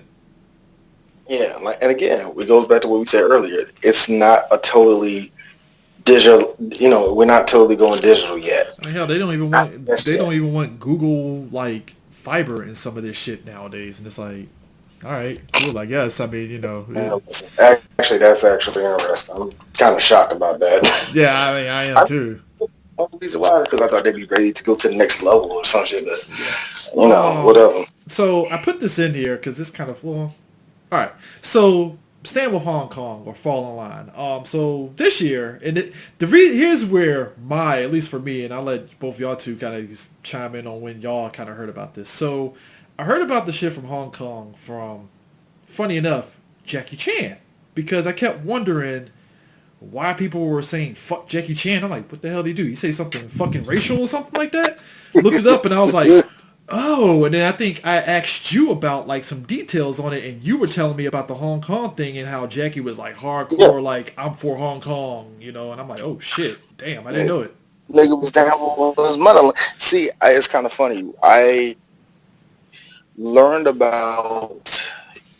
See, I knew about what was going down in Hong Kong at least about a couple months before the actual protesting really got put out there like that. Yeah, I Like think I that's what I knew asked you before the late, protest. yeah. Actually, no, I knew last year before the process when the protesting was just starting Okay. that this was going to happen, and I was telling everybody. I was telling everybody like, "Yo, it's about to get real loud in Hong Kong." I kept on telling everybody, and let's just be real, we're Americans. We're like, so what? I'm in America. Who gives a shit? Yeah. But we're starting to see the repercussions of that shit because you realize, oh, there's a lot of money going to China. There's a lot of money going to China and coming from China. And it was, see, what really got me, Chris, was the NBA. Ooh. That one fucked me Ooh. up. That one fucked me up because Because the what was it, the Mavs? No, not the Mavs. The Rockets. Rockets. The Rockets owner basically was just kind of on some like, yo, fuck Hong Kong. Let the people have democracy, and everybody in NBA was like, whoa, shut the fuck up, dude. What are you doing? You're fucking up the money. I And think, and it's, in a way, he was because, yeah, like, dog, most of your money for the Rockets comes from China. Are you even close to you just serious? had Yao Ming. What are you doing? It's like, dude, you have to realize, like, Uh-oh. that was a terrible business move. Yeah, I mean, Yeah, yeah, I'm it was the whole yeah, thing was just, and then like the NBA was tiptoeing around and stuff. A lot of the players, who by the way they were in China, so a lot of the players, I think LeBron, to paraphrase LeBron, was like, "Dog, you could have at least waited till we left China before you said that shit." yeah. Then LeBron came home and started saying some more bullshit. Oh my god, We you know talked what, about it in the Chris? Working Title Sports Show, so I'm not going to detail Yeah, that. yeah. We're we not did. going to detail that, But on the but gaming side, though, let's talk about that because woo, Blizzard, Blizzard, they can suck a dick. they tap dance like that. Like I say, so first off, Blizzard to me. These Paula Abdul ass niggas, man. So Yo, basically, if you were a StarCraft streamer and you had political leanings towards supporting the people that were protesting, Blizzard felt it was within, especially these were sponsored players, by the way. Blizzard felt they were well within their rights per their contracts with these players to basically boot them off the contract and not pay them. And a lot of people were like, well, that's bullshit because how does that directly affect you? And then people started piecing it together like, oh, shit. Yeah, StarCraft is huge in China. You don't want to fuck that up. Oh, uh-huh, ooh, shit. uh-huh. Of all the things to really, and and then I was like, well, what about the Overwatch players? This ain't going to get to them. Guess what happened? Yeah, I think was it. They were streaming and somebody put a sign up behind them or some shit and they got booted off with Something it. I was like like, that. Yeah, they what? got booted off, and it's one of those weird things where it is it's easy for us to say people who are in support of Hong Kong of why don't you just support the players? You do have to see it from a business sense of no, I can't have that. I can't allow that. But what made this so bad was it looked so very obvious. And then It at wasn't it BlizzCon, wasn't a thing where you do it and you kind of forgive yourself. No, they made it very obvious that they were not trying to fuck up the Chinese money. they did the most passive aggressive sorry but not sorry move where it was like, yeah, we know we did some, things that weren't necessarily great, but we're doing better. And I'm like, so are you guys apologizing or are you not No, apologizing? that wasn't an apology. That was a BP apology. But hey, So, guys, Overwatch 2, guys, what? Yay! And that's how they got around the non-apology apology, oh basically. my God. And I hope them, like, I didn't see the actual announcement. I hope there weren't a lot of people clapping for Oh, that there was shit. people clapping for it, Of and course there and were. Of Jim course. talked about it where it was like Blizzard knew what the fuck they were doing because by virtue of Yeah. giving a non-apology apology and then throwing a shiny thing in front of people's face with Overwatch 2, they basically took all the heat off themselves in that moment. It's And Jim pathetic. was basically like, yeah, okay, smart move, But at the same time, everybody still needs to keep their foot on their necks on Blizzard to keep them accountable. Uh-huh. Because yeah, you put But out that's the Overwatch thing about 2, it is but don't that's let what people forget that they don't let them forget that they did that shit. You know? that's exactly what see that's what exactly they want you to do is forget. Vans did the same thing. A couple other companies did the same thing, where they put out like some type of bullshit apology. The NBA put out like a bullshit apology. It's Hmm. stupid. It's dumb. It's like, and I think what really just bothers everybody is not so much you're going for the money. It's what that money stands for. It's Hmm. what you're trying to say. That you see a group of people who are going through some shit that should change the shape of their country and all the rest of it. Now, and this is where I actually agree with LeBron. We're not Chinese. Yeah. Our opinion kind of doesn't mean diddly dick, Yeah. which is the truth. It is really the truth. But at the same time, if you're gonna show support, show your fucking support. And when the corporations do it, it's fucking obvious. It Yeah. is so I fucking mean, hell. I obvious, mean, hell. Look. and it just leaves a nasty taste in your mouth. I mean, look. I love Disney and stuff, but I mean, Disney didn't come out about the protests and stuff. And I think the only thing right now that's going to kind of, I'm not gonna say it's gonna hurt them, but it's gonna be kind of interesting is when Mulan drops next year. That is going to be interesting. And they got That is, and the star of Mulan is actually, I believe, is she supporting Hong Kong or is I don't she? I know. think I don't know. it's either she supports Hong Kong or she doesn't or whatever. But a lot of people were like, that's going to be kind of tricky for Disney over there when you have your star. If your star doesn't support Hong Kong and they're promoting that movie, what they're going to do, you know? And Man. I mean, it's going to be tricky. It is definitely going to be But that's tricky. but see, but what I learned enough, at least what I have learned about China and just basically all the the countries that they still have ownership over, like Singapore, Taiwan, and Hong Kong, and all the rest of that. It's really a tough government to crack. Hmm. It's you have to play the line with them anyway, Yeah, because they're they're a big communist country, so of course yeah, they're going to be have their own ways about it. But at the same time, like I said, son, they're making it very obvious what they want. They care about the money, nothing else. They don't care about the people involved. They don't care even if one of their players who are playing their game, who are advertising their game every time they fucking play the game. hmm, They don't care about their feelings are, and that's what it really comes down to when it comes to situations like this. This is why you have unions. This is why you have lawyers who actually back shit up. And that's what makes it so sad about the NBA, because the NBA, at least for the last few 10 years, because the NFL made it so easy for them, hmm. they have looked very woke. Very woke. They Walker haven't than a lot of stopped other playing. sports. Yeah, woker and a lot of other sports. And as a person that, even as a little kid, when my dad told me the whole story about Abdul Rauf, even as a kid, I was like, yeah, don't stand for the national anthem. Like, like that doesn't heal that wound. But what you're doing now, thank you. You're Yeah. letting your players speak their minds. You're letting them wear shirts and be in support of shit. I thought one of the most powerful things was it happened in this decade was when LeBron wore the "I Can't Breathe" shirt during warm-ups, and everybody was wearing them. Hmm. I thought that was powerful. Yeah. That meant something. And in real talk, as a black man, that made me feel that that we were kind of moving forward a little bit. You know what I mean? Yeah. That we give shit. But Yeah. then NBA come out and say, look, like that's nice. Black Lives Matter didn't fuck with our money. Y'all niggas gonna like basketball no matter what, no matter Yeah, I what. mean, but so here's the thing.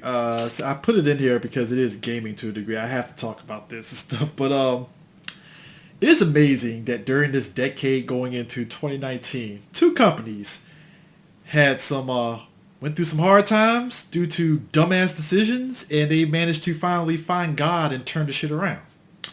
I don't Square. know about Capcom though. No, no, no, no. I'm putting Capcom. It's an I don't ash. know about I should have Capcom. put an asterisk next You to need to it, put an but we'll see. asterisk over there because see, Chris, you talking to a nigga that used to be a stand of Capcom too. I know when you're standing for him. Don't do it. No, Put an no. asterisk on that bitch. So I'm gonna start with Square Enix. Square Enix for the whole decade was dick whipping us about Final Fantasy Versus 13. Which eventually, 2 years ago, turned into Final Fantasy 15. Mm-hmm. Basically because of one Tetsuya Nomura. And also during this time, they were also teasing Kingdom Hearts 3. Also from Tetsuya Nomura. And I did a podcast about Kingdom Hearts 3, which I detailed a little bit. But I basically came to the conclusion, and I've said it so many times, basically Square Enix looked at Tetsuo and was like, dog, shit or get the fuck off the pot with these goddamn games. Like, get it out of here. Like, Kingdom Hearts 3, I still don't. get it out, please. It's kind of funny. I still don't think Square is out of it because I don't think Square made enough. See, that's not. See, Square is a lot more than their video games. Let's make that very clear. Mm-hmm. Square Enix is a lot more than their video games. They make anime now. They produce television shows. They produce manga. They do so much more now. And I think I can say this as a company, they have made their mark a lot more larger. I will give them that. And of all the video game companies, they seem like the one that's the least schizophrenic. I mean, look. I will give them that much. During this decade... Now, yeah. that being said, there's no excuse for the delays they put out in their games. Mm-hmm. Even though I can say that they didn't lie to you. They didn't lie about their delays. They told you exactly why they delayed the game. It wasn't like they Shenmue 3 the shit like, oh damn, we ain't got this. It wasn't like that. It wasn't like that at all. So all I'm saying is I can give you that. All I'm saying is we got fucking 2 bullshit sequels of Final Fantasy 13 that just like why, and then it's like. And then it's like, oh man, we got all these HD remixes of Kingdom Hearts, which, hey, I'm thankful that they finally gave us the final mixes of all of them in HD. Great. But we were like, Kingdom Hearts 3. And then finally, 2019, January, after Martin Luther King holiday, boom, we get Kingdom Hearts 3. And it turned out to be a okay game. It wasn't as like the huge hype ups thing that we all had hyped up in our heads. It just turned out to be an okay experience. But I think that's how gaming went this whole decade. Gaming this whole decade, to be really honest with you, was on a weird trajectory anyway. Because remember, PlayStation, the Wii basically backed away at the very end. The Xbox kind of, I don't know, it was weird for Microsoft, man. For a minute, the 360 was the thing. Yeah. And PlayStation 3 took over and. Yeah, the PlayStation 3 and the PlayStation 4, which I gotta admit, it deserves it. It's the highest selling console of all time. Due to no part to Microsoft botching it up at E3 with this whole, it has to be always online, and then Sony coming in and trolling the fuck out of them in the next one. They fucked themselves over. Sony, by far, the whole decade beat them. And then Nintendo Switch, the Switch is amazing. Just flat out amazing. PC gaming is still PC gaming. It's gotten stronger, if anything, to be honest with you. Like, video games this decade was very interesting. I think Overwatch changed the game when it came to first-person shooters. No bullshit. I truly think it did. The fact that Kojima was able to put out 2 games this decade is enough. Dude, he put out, dog. People don't realize from 2010 all the way up to now, he put out, what was it? No, because Metal Gear Solid 4 came. Metal Gear Solid 4 came. So, no, actually 3. He put out Metal Gear Solid Ground Zeroes, Metal Gear Solid 5. He put out Death Stranding. Did he put out any more Metal Gear? No, he didn't. No, just that. Oh, and PT, which was the demo. Yeah. So you had that happen and stuff, and it's like, man, that's a full circle. But like, coming back to Capcom though. The reason why I say Capcom had it turned around is because Capcom was doing what a lot of people in the in like 2010s were doing, where they saw the Call of Duty money, and instead of Capcom just staying in their lane, collecting their money, they decided after Street Fighter 4 was clearly collecting all the money, you know what, we're going to Americanize all our properties. So they Americanized buying a Commando. That flopped. They Americanized Lost Planet. That flopped. That flop. DMC did Lost okay. It But it wasn't nobody set. cared. It wasn't set. Nobody cared. It sold alright, but it wasn't set. DMC did okay. Yeah, I mean it didn't set. Dude, DMC is like, if I'm not mistaken, didn't it break the record of highest selling DMC game? Fuck no. DMC what are you 5. talking about? Hell no. It put it this way. It did better than DMC 2 numbers. It did. Look, put it this way: it did better than what it had right to do better than did what it did. But it didn't set the world ablaze for what Capcom had, because Capcom back then had like these stupid numbers for DMC, and I'm like, hell no. Like, no, it wasn't like they were trying to reach Call of Duty numbers. I remember Capcom is trying to reach their Monster Hunter numbers. Oh, and that's another one to add to it, Chris. Well, Monster Hunter was really Monster Hunter and Street Fighter that was more so Monster Hunter than Street Fighter that was their moneymaker for them during that whole period of time.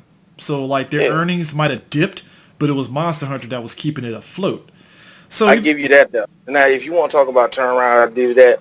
Monster Hunter became something more than it ever was, in my opinion. Mm-hmm. Like it really did. I really felt like it was true growth with Monster Hunter.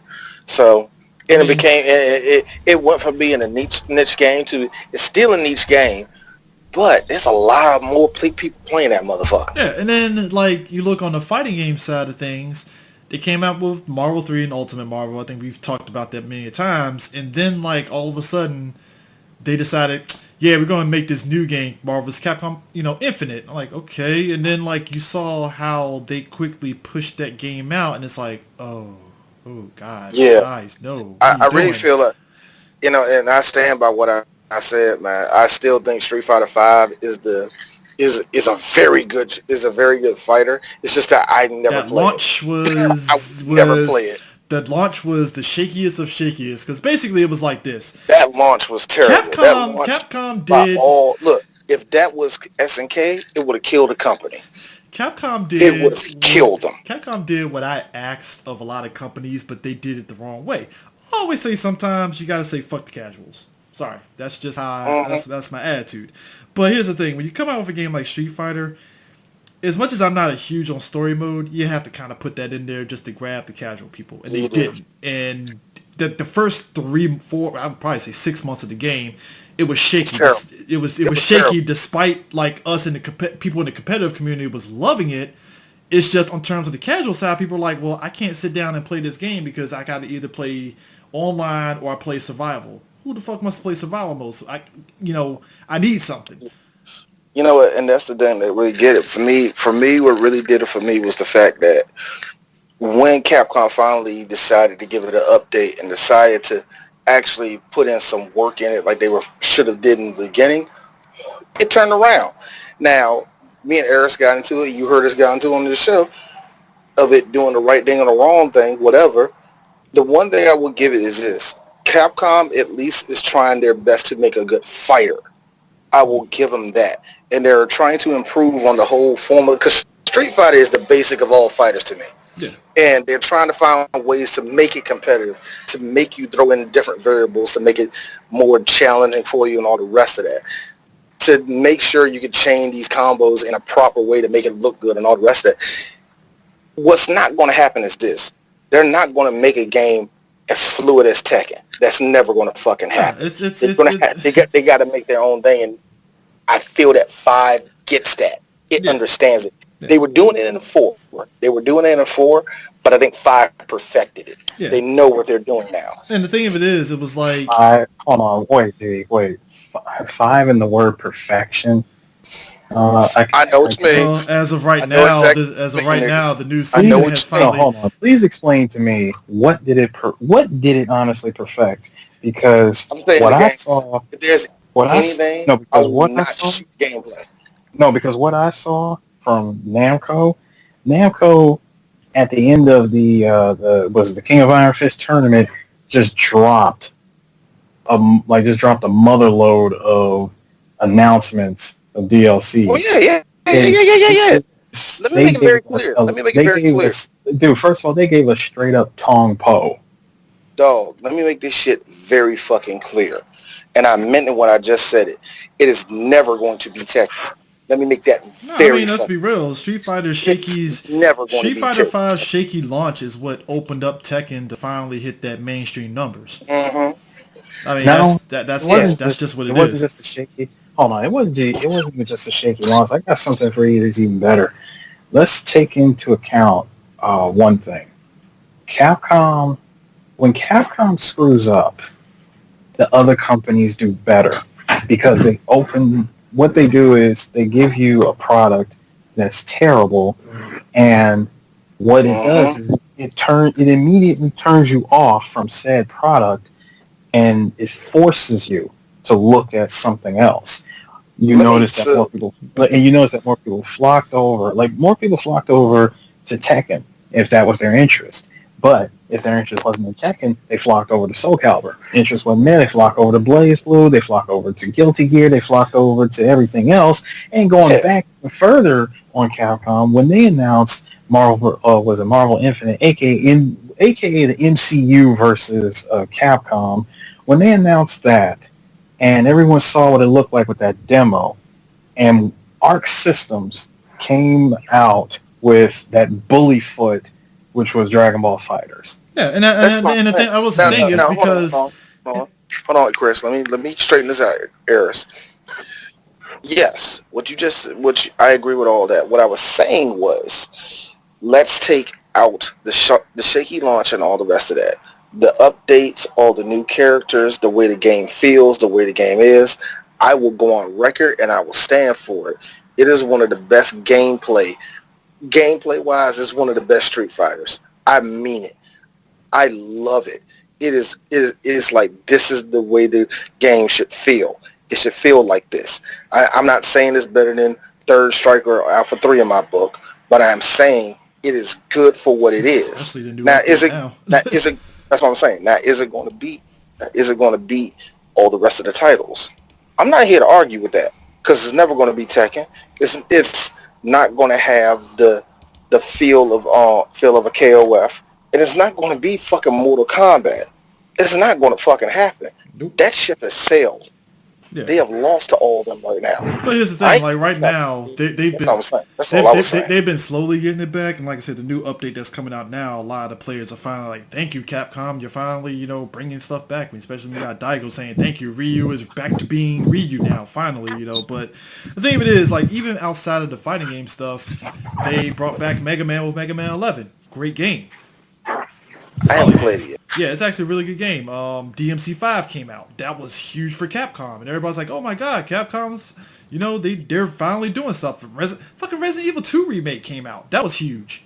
Very Man, that huge. was really huge. That was I a monster loved hit. it. Resident Evil. I even go so far as Resident Evil 7. That was them kind of like bringing it back to like the fold because going back to saying all the American stuff, Resident Evil 6 was kind of like the straw for a lot of folks like, Resident Evil. And I even say some of them shitty ass fucking Umbrella, whatever things. Umbrella Corps? Umbrella Corps and all that stuff was just like, what the hell is this?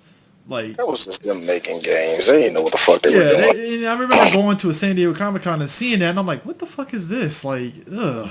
Like, just whatever. But, like, it was kind of like, all right, Capcom's finally doing something, but you have to put an asterisk next to it because you're like, okay, so when's the other shoe going to drop? Because apparently it's like, and most people sit there and say, okay, well, are we ever going to get rival schools? And I'm like, hey, guys, here's the thing. Sad to say it, rival schools is not something that you want to take a gamble on and thinking it's going to sell. Because it's not going to sell. Unfortunately. Darkstalkers didn't. Well, they half-assed Darkstalkers, to be honest. They half-assed that. Yes, it did. Yes, it did. So I mean, I have to put the asterisk. You're not going to be it. And here's the thing. I think video games in general this year has been interesting. Like I said, I will keep it at that. DLC has gotten... Let's just say the casualty of it that deserves it more is fucking Bethesda and Fallout. Woo, boy. I'm not going to go into it. All I'll say is they deserve every bit of the shit that they're getting. Because when Obsidian is making a better game in the Outer Worlds, better than your fucking Fallout, that's telling you something. You know what? I will say this. I picked it up playing when my kids were playing their course. I picked up Fortnite not too long ago. Just playing. I played like a couple times and died. That's the But I game will of the say year right this. there. What you say? I said that's the game of the year right there for a lot of Yeah, that's a folks. killer for a lot of folks, man. I played it. Here's the thing. I get it, but it's really a nothing game to me. It's like it's the Guitar Hero of today. I don't care. Only difference is you It's don't get peripherals that's cluttering up your room. That's the only difference. I know, right? I know, right? So yeah, I just wanted to throw that in there. But speaking of which, this is one of the topics we got. Sticks and Stones. Maybe one of the best comedies ever made. Best Well, stand-ups ever. Period. I like to say It is for the record, amazing. comedy is interesting with comedy. There are some comedians where if you sit back for a second and really like think about what they're saying and you're not reacting first, then you can understand it. Even if you don't disagree with it and stuff, you can at least see like how that person got to that point. And Exactly. so it's like with Chappelle with Sticks and Stones, what was interesting is that he was talking about cancel culture, and he wasn't necessarily saying cancel culture is fucked up. People want to sit there and quote unquote cancel people and stuff. That's on you. But at the same time, it's like I always sit there and say, folks don't know how to help themselves. Everybody wants to be part of the conversation. And I'll like, look, I'll take a good example of this. New Star Wars movie came out, right? You make a decision on whether you want to see that movie or not. But if you decide you're going to pay money to go see that movie and you bitch and moan about it and you're saying, I can't believe I paid money, well, motherfucker, nobody put a gun to your head and told you to pay money for it. Yeah.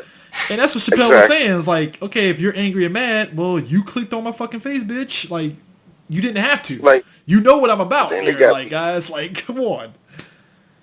The thing that got me was people were dissecting every single word he said. And I was telling myself, y'all do realize 10 years from now when people look at this special, they're going to say it was one of the most biggest things that ever happened. How bold Dave Chappelle was to say half the shit he did during that climate. Things change over time. You know what I mean? Yeah. And feelings change over time. And Dave was saying some deep shit in there, and people were letting it fly over their head because he was like, yo, the alphabet people, they don't like me. I don't know why. I mean, but it's like, was there yeah. certain jokes that you could say, well, that's a little bit homophobic? Sure, that's fine. And like I said, nobody's taken away if you as a gay person is offended. I will never take that away. Here's the thing. The joke is that he feels that way. Like you're laughing at the fact that I think gay people are gross. So you're really laughing at the fact that gross is an overstatement. I don't think he's feeling they're gross. It's just you're trying to figure. It's you know kind of like no. I'm saying that's what people see. Oh, okay. People see him as That's what they think he is. It's like everybody has their own image of a person that doesn't like a group of people that they like. Oh, so you don't like the gay people like that? Like me personally, I'm fine with you are. Gay people can be assholes, so let's call them out. And then people's like, no, you can't say nothing bad about them. You know who the biggest asshole was? And we talked about it real quickly on our Working Time Sports Show. I said, Bruce Jenner, man, he can suck a dick, man. Well, he will. But look, the point is this. Look, like, yo, bruh, I hate him. He's an asshole. He did that shit. Like, yo, you do realize niggas been splitting their dicks and turning them into pussies for generations. You are not new. But and it sucks because ultimately, and I love that Dave Chappelle pointed it out. Like that's some white people shit. That's some white privilege right there, and that flew over everybody's head. Yeah, because I mean, he was pointing out that it's cool to be gay now because the white man said it was. They let that fly over everybody's head. Yeah, because he was trying to. They assumed it meant something else. I'm like, no, that's not it. Because he makes a valid point. It's a vote now because the white man dictates so. And that's the thing that kills me about it. Well, yeah, but the whole special was just funny, man. I mean, let's be real. In 2019, would you have ever thought Eddie Murphy would be on SNL? Well, he was on SNL and he was fucking hilarious. Man, him being on look, the thing that killed me was when he was the elf. Like, yeah, there was a whole bunch of dead elves. I don't know. I'm always there for the Gumby sketch because that shit was fucking hilarious. I didn't see that.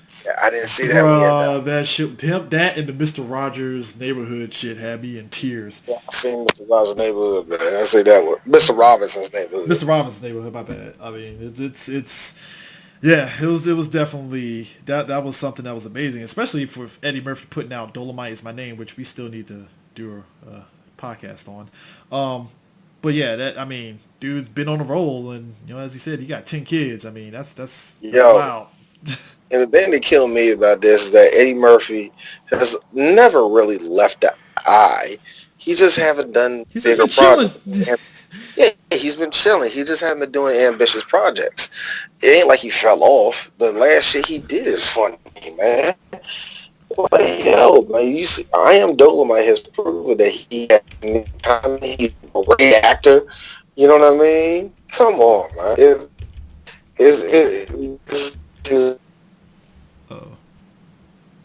Oh my God! I just sat there and had a speech, nigga. It just cut out. I was like, shit. No. I put that shit on mute. Wow. I'm precise with my shit. Yeah, man. I'm just saying, man. It's just amazing to see Eddie Murphy on television again, and he was just so natural at it, man. You know what I mean? Yes. Rounding this out, I have to kind of talk on this real quick and stuff. A lot of people, black people in particular, I'm not going to say everybody, but it was interesting that through this decade, and especially in 2018 and 2019, there was a lot of black movies. And one thing that annoyed me was people, they saw, I think we only really had, 2 movies about slaves. And people automatically was like, oh, I'm tired of these every year. There's so many slave movies. I'm like, guys, it was only like maybe 1 or 2 slave movies. There were other black movies that weren't slave movies. Did you guys go see those movies? Now, here's the thing. I avoid those motherfuckers for one main reason. They're going to say that regardless. They're stupid. I mean, in the year that we got stuff like, this is 2019. And again, your quality is going to vary, but goddamn it, you were going to be entertained in some way. In the year that we got stuff like Black and Blue, which is the most... Deion Taylor directed that movie. That movie is crazy ridiculous, but I was fucking entertained by it. 21 Bridges, you got your drama movies like The Boy Who Harnessed Wind and Brian Banks. We talked about Dolomite Is My Name.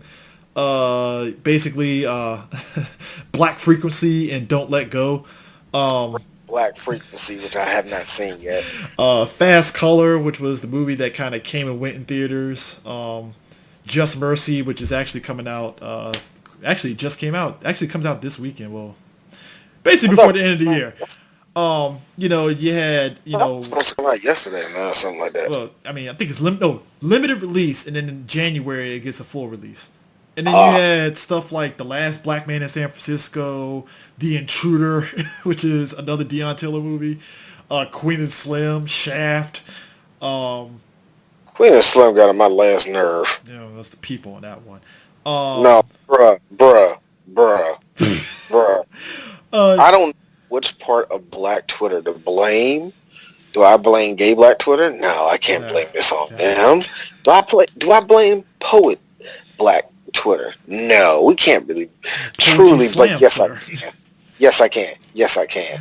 Yo, every fucking line sounds like it's straight out of a novel for lesbian women. And bear in mind, folks, the script that came out for Queen and Slim was like, they obviously they made changes in the final movie, but it's like, oh my God, who thought this was like good?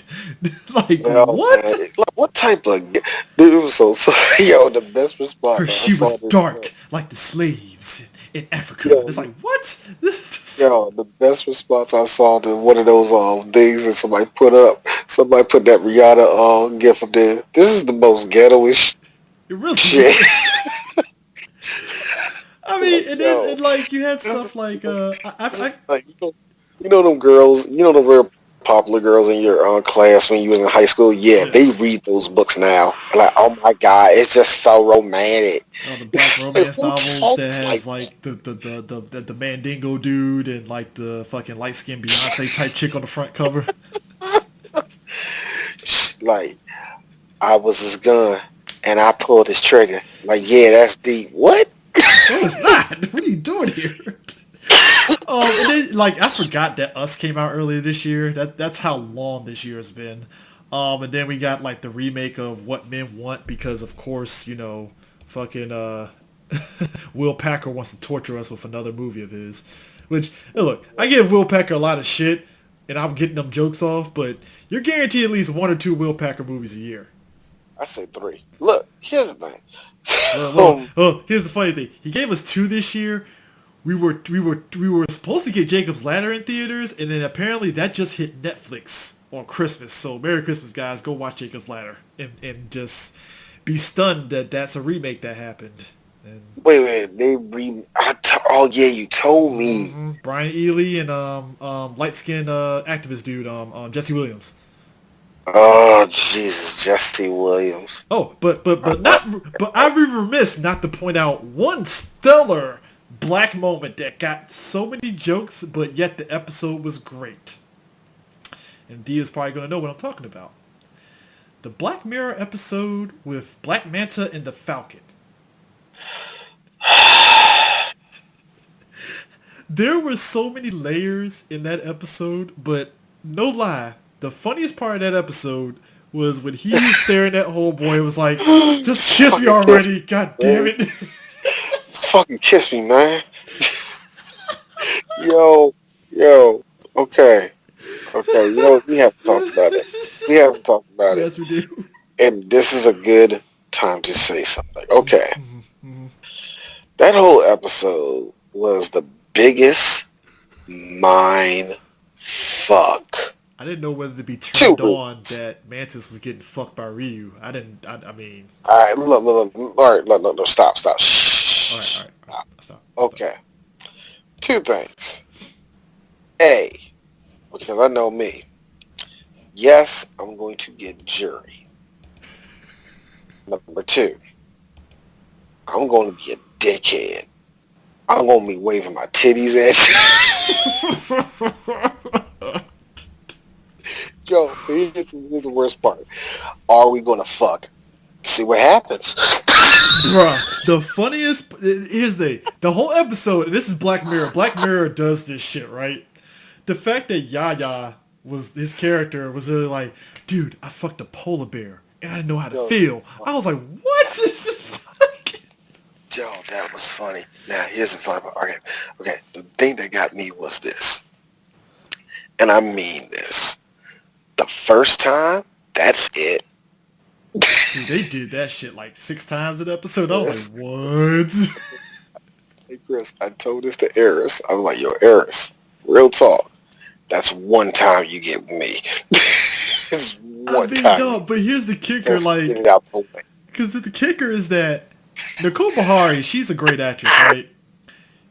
You heard that scene that she had with Anthony Mackie at dinner and stuff, where he was like, it's not another girl, and she blinked like 60 times and shit, like, guffaw, you lied to me? Like, how dare you? That was hilarious. And it ended in the most Black Mirror way possible. And it's like, well, that was the only way this could actually go, so, alright. No, the thing that get me was this. In real talk. Remember that last time they was in the raid, it said game, they were like fucking against the game over screen? Okay, here's the thing. If it gets to that point, Chris, I'm going to GameStop and give it back. I mean... I'm done. No. I have a problem, and I need to go home to my wife. I mean, it's like...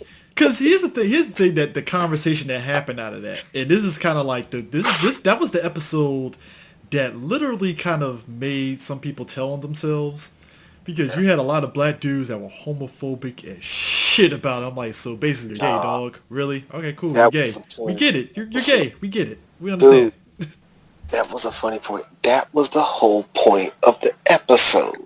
It is you know what? If I could get deep for 2 seconds, the way most normal black men around the late, say, Generation X on down the later half of Generation X on down, we really communicated through video games a lot. Mm-hmm. This makes perfect sense. Yeah. Two dudes that hang out with each other a whole lot. Yo, you know, and it's been said amongst dudes before, and this is the gayest shit that dudes ever say. Yo, man, if you was a chick, man, I'll bang you. And you laugh like, Laugh, nigga. you better You laugh. laugh. That was the whole point of the fucking episode, and it was hilarious to You me. had dudes being mad homophobic, like, man, I wouldn't let my friend fuck me. That's smart. I'm not going to say it for my friends. Hate that episode. I'm like, because, and I'm like, oh, 4 y'all niggas gay as shit. Because again, when Anthony Mackie told him just fucking kiss me, man, already, that was the scene that had people. That was the scene that either A, you were just laughing at it, or B, you got homophobic and outed yourself right there. I died laughing. Because let's be real, I'm Anthony Mackie in that moment where I was like, just fucking kiss me already, guys. God damn it. Because I think I said that to myself, man. Like, yo, dude, let's hurry up and fucking kiss, bro. Let's get the fuck out of here, man.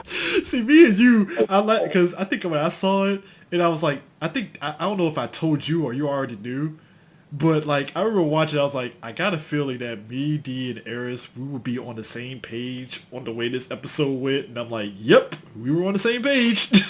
Oh my god, I died. I'm serious. Like I said, yo, y'all got one time with me. You get one time. You get one freebie. No, if I pick Cammy, oh man, he Cammy today. No, nigga, now you have a problem. You have to talk to yourself. Oh, you gay, my nigga. I'm here for you. I'm still your brother. But that was the now, moment. The one part now here's the one thing that gets me.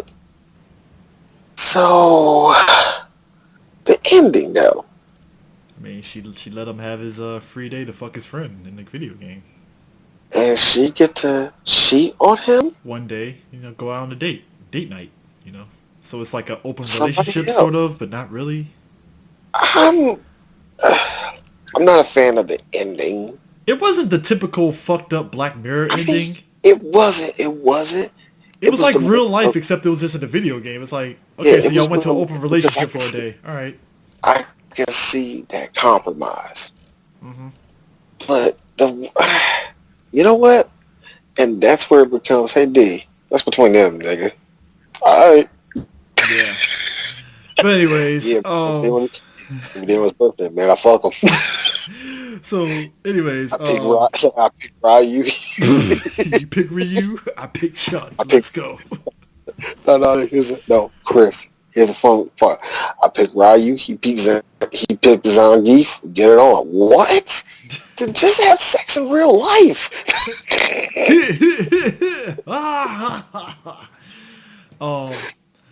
That was disgusting. That was disgusting. Anyway, so what on top of the toaster?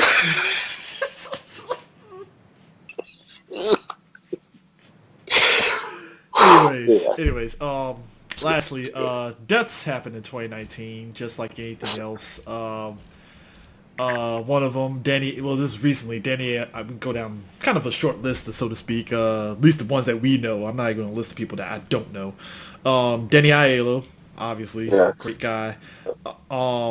Chris Cotton, who I only know because I watched a lot of Comedy Central anyway, and a lot of those stand-up stuff. He was one of them. I think he was on what's the name of Homeboy's stand-up thing that he has? Roy Jones, the little stand-up thing.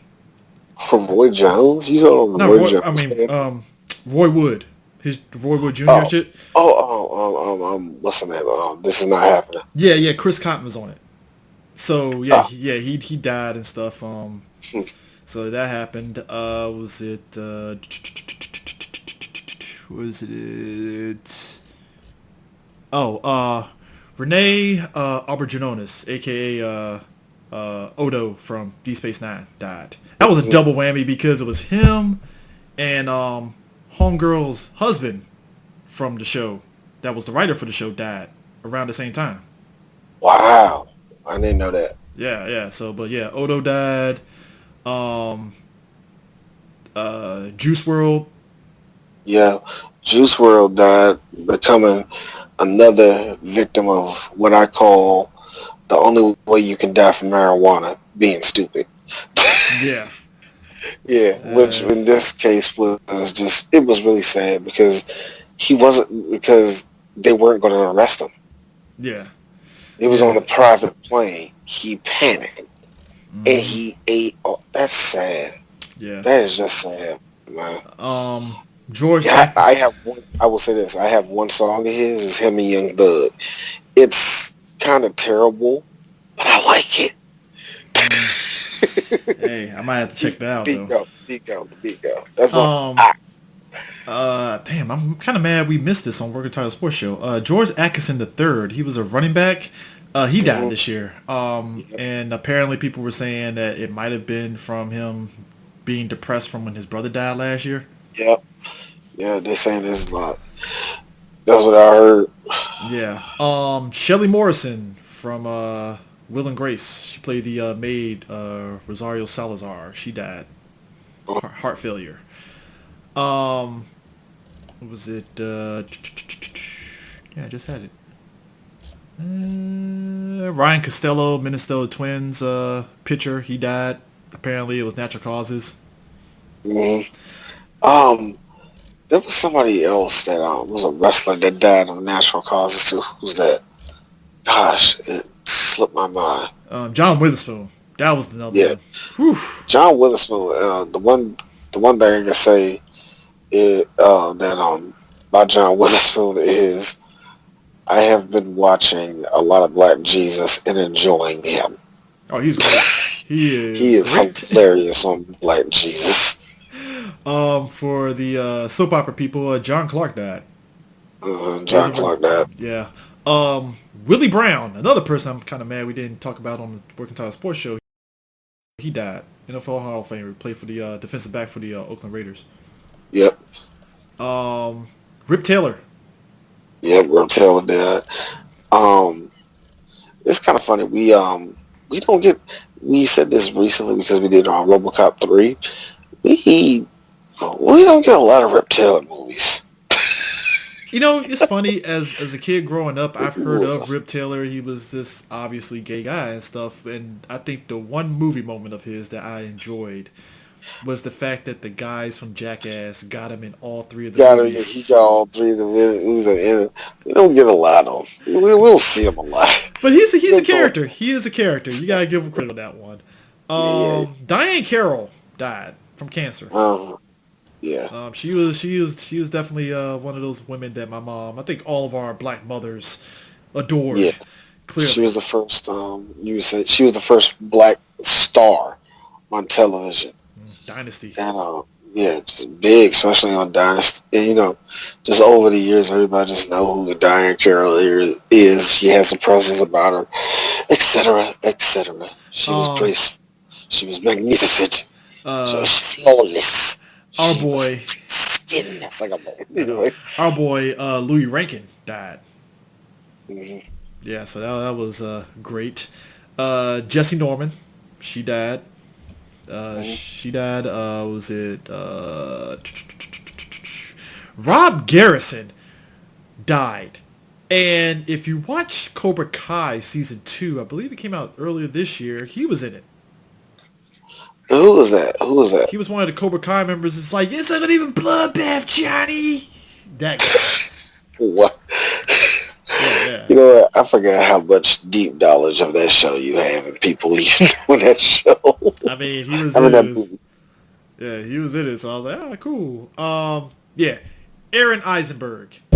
Yeah, that was homegirl's wife. I mean husband. He died and stuff. Let's see, Sid Haig, the guy from House of Cards. Yeah, he died. That was Sid Haig. Yeah, he was like one of the, especially in the 70s. Blaxploitation. He was in everything. Yeah, blaxploitation. A lot of like a lot of the the B movies, the B movies that were out back then, the Grindhouse films. He was in a lot of them. Mm-hmm. Did a lot of Italian movies too. Oh yeah, I mean, always. Eddie Money died. That was that. White people, oh no, it was so funny. This is no disrespect to him. I guess I don't know nothing about Eddie Money, but um, my white coworker said, "Oh man, did you hear? What? Eddie Money died." Okay. Okay. Eddie Money to me is a name Bro, I've heard multiple times, but I just never. it's so bad because the look on his face, like, how the fuck you don't know who Eddie Money is? Look on his face, and I froze. Like, I don't who. Like, like I know that. What song did he make? Well, okay, that was that one song. I don't know this dude, man. What the fuck? I I mean, feel so bad. it's like if you told him Gerald Levert died, he'd probably look at you the same way, like, who the fuck's Gerald Yeah, Levert? So whatever. that's a good one. You got me on that one. That's a good one. Um, Valerie Harper from Mm, Mary Tyler Moore Show, she died. I think she had lung cancer, I believe. Peter Fonda. yeah, I was trying to get us to watch a movie that I have set up for us this coming summer, Okay. but I can't find. But he's the star. He's in it. He's the villain, and Rep Brown kills him. So I'm gonna try to find that movie so we can. Tony Roberson. Oh wow, I say Tony Roberson. Tony Morrison died. Mhm. That was definitely a huge hit right there. Yeah, Let's see. Oh, Rusty Taylor, voice of Minnie Mouse, died. yeah. Wasn't she like the original voiceover? Uh huh. She actually kept voicing her for a long ass damn time. Actually, So how old was she? Like 90? 75. Oh, see, there I go, trying to be funny. Yeah. Our boy Rucker Howard died. Guess who her husband? Yes, what happened? Guess who her husband was? Huh? Guess who her husband was? Wasn't it Mickey Mouse? Voice actor? Yes. Yeah. Mickey Yes. Mouse. Yeah. That was wild. Yeah, Rucker Howard died. That was I didn't know. I mean, it's funny. Rucker Howard was one of those people that like I thought he was older than what he was. He was 75. Wow. When I thought it was kind of weird. Spoonie, who knew, actually did a playthrough of that game that he was on, that he actually starred in. He was in a video game, but came out like 2 years ago. I forgot the name of it.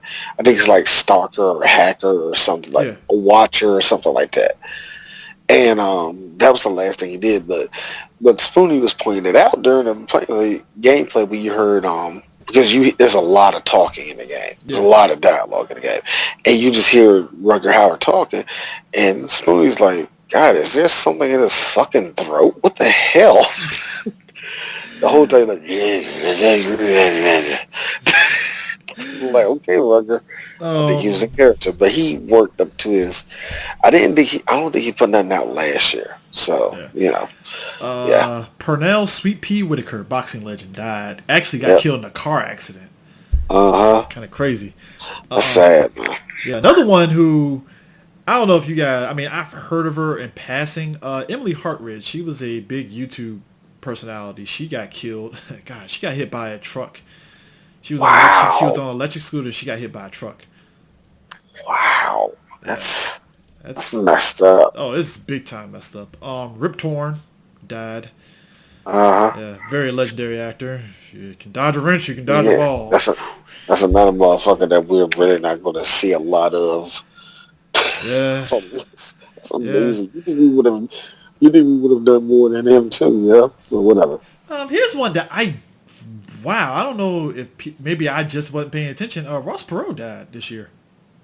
Oh yeah, he did. Did not know that. Yeah, Again, I must not have been paying attention. Like it's I remember it in passing, and I Y'all was like, clearly oh, weren't paying. I said y'all clearly weren't paying attention because I caught that one. yeah. I know I did. No, I did. It's just that it was just in passing. Like, oh, he was that dude. Yeah. All right.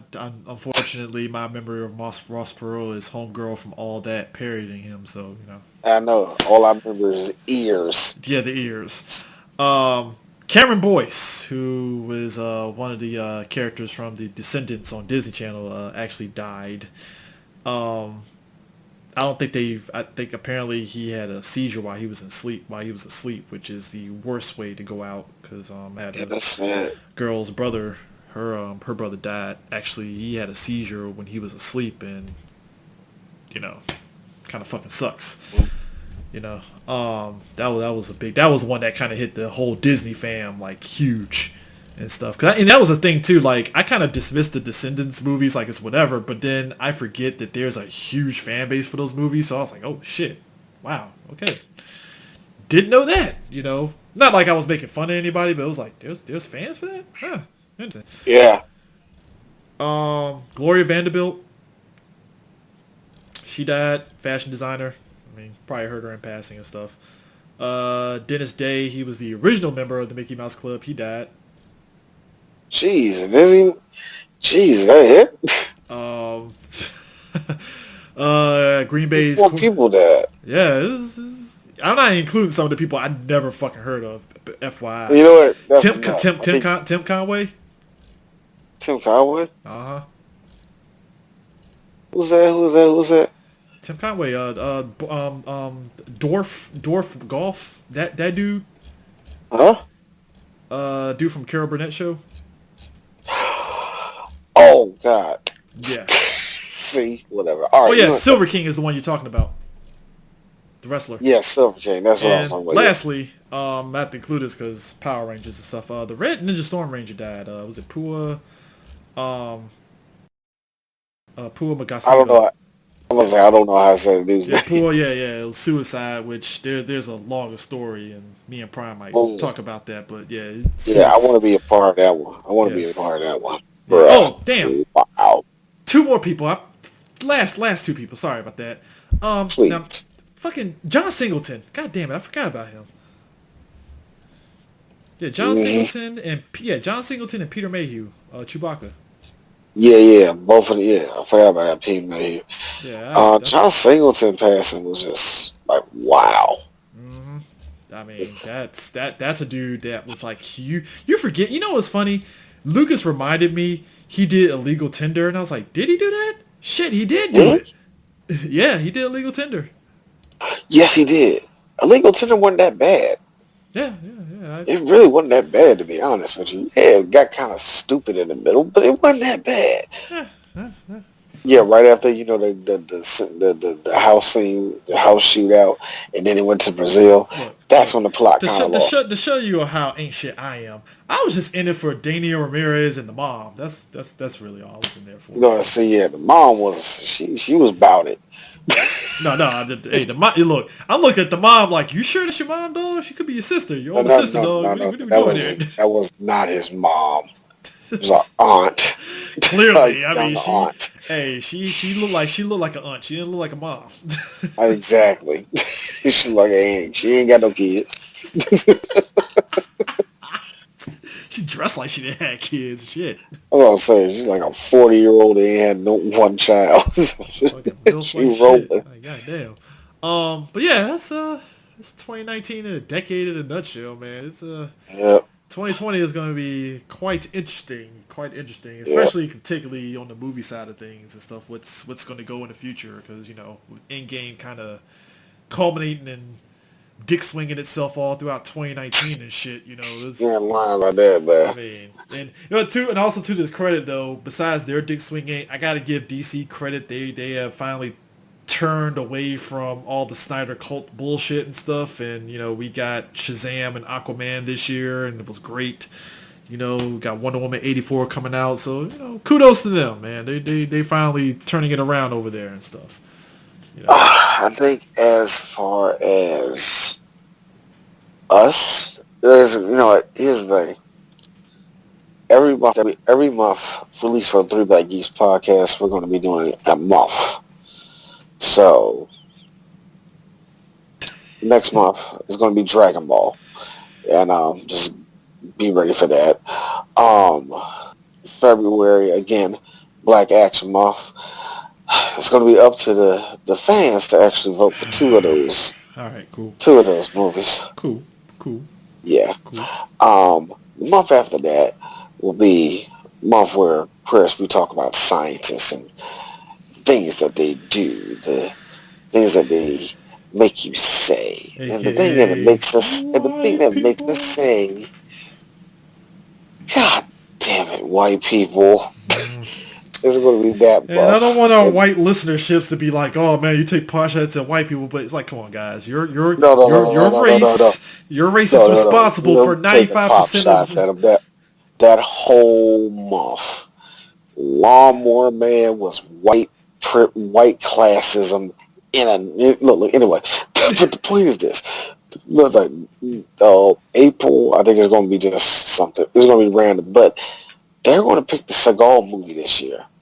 The fans are going to pick the I Seagal hope they movie. pick a good, entertaining one. That's all I ask.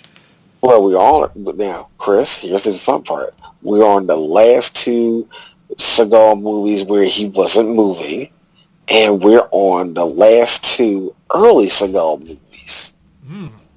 Yeah, actually, I think we're on the last three early Seagal movies. I didn't know, but I think, well, whatever. The point is, they're going to vote for that one. And the summertime, um, actually, I'm going to save that for everybody. What we're going to do for the summer. But anyway, so yeah, that's set for right there, man. Yeah, I think that's. can't make too many promises, but one of the things that's going to happen is that Bam is going to be pretty much my whole show at this point until we get Era settled. But it's going to be I want to have multiple things going for that, so that's going to be interesting.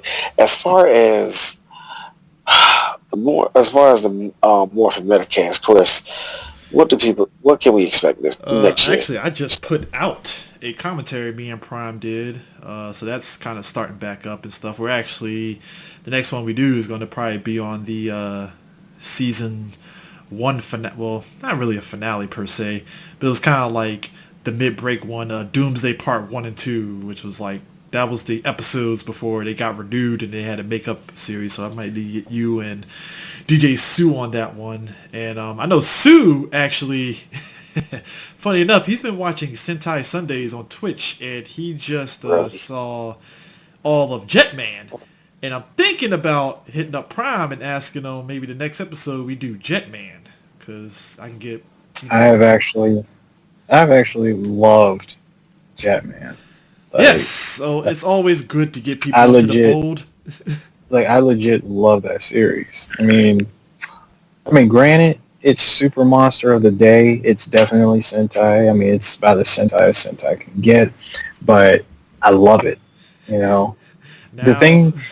Now, here's the thing. You know what I always laugh at? Every time they introduce new characters, and today's canon fodder yeah, I mean, because a lot of them are reduced to just straight up cannon fodder. Good example. The three people that came from a different dimension, and they brought in the other Zords to meld together with what Jetman had, and something told me like these three are gonna die. yeah, that's Jetman in a nutshell. It's like you know what? I'm not gonna spoil it for people. Fuck that. No, we'll wait till that episode It's drops. just every time a new character was introduced, I mean, characters would just die. In fact, I'm not going to go into it. I am going to say this though, CJ, the episode with the ocarina, that got me. Yeah. I almost had to shed a man tear for that one. Oh, so you about to give us some Denzel tears from glory? Yes. Oh man! It, All I'll it say was is this: that it was a real heartfelt episode. here's where it's gonna be tricky for y'all. If I start all of a sudden be like, "Watch Kamen Rider," and y'all look at me like, "I don't know, man, maybe." I'd probably consider it. I mean, considering I did watch Mask Rider growing up, and I wouldn't mind. And I actually did watch that big, what was it? I watched the big Kamen Rider movie before I left Japan. They were showing the big. Confused, or you just entertained? I was just entertained at just how insane everything was. They even brought in the original actor, like the original Kamen Rider. He was in the movie. Just an FYI, folks, Japan will whore out their fucking actors for all their worth. They'll get these old ass motherfuckers from the Showa era. They're like 75 years old, and they can still look.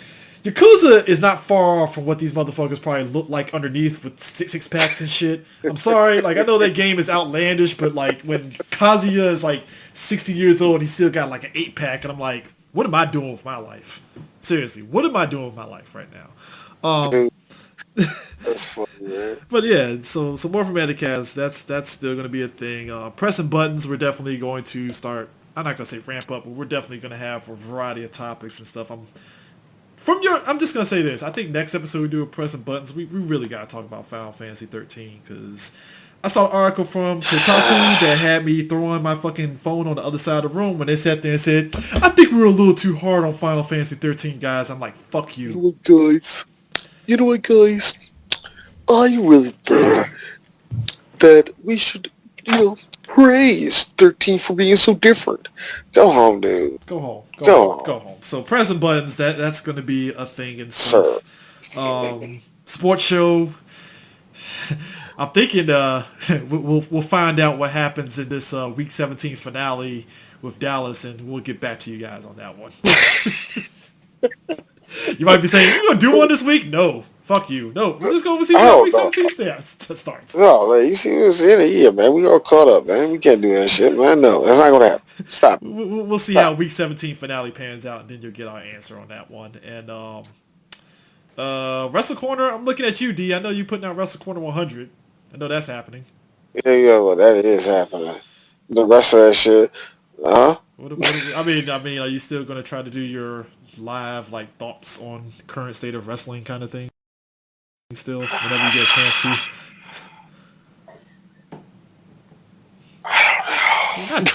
Not twisting your arm on it here. I mean, I'm just saying for posterity's sake here. People have been, fiending for new Wrestle Corner and stuff. And I mean, I hate to have Wrestle Corner there. And it's like, do y'all do a wrestling show? When did you do one? It's like, all right. I mean, I'm just saying. People in hell want ice water, dog. So, I mean...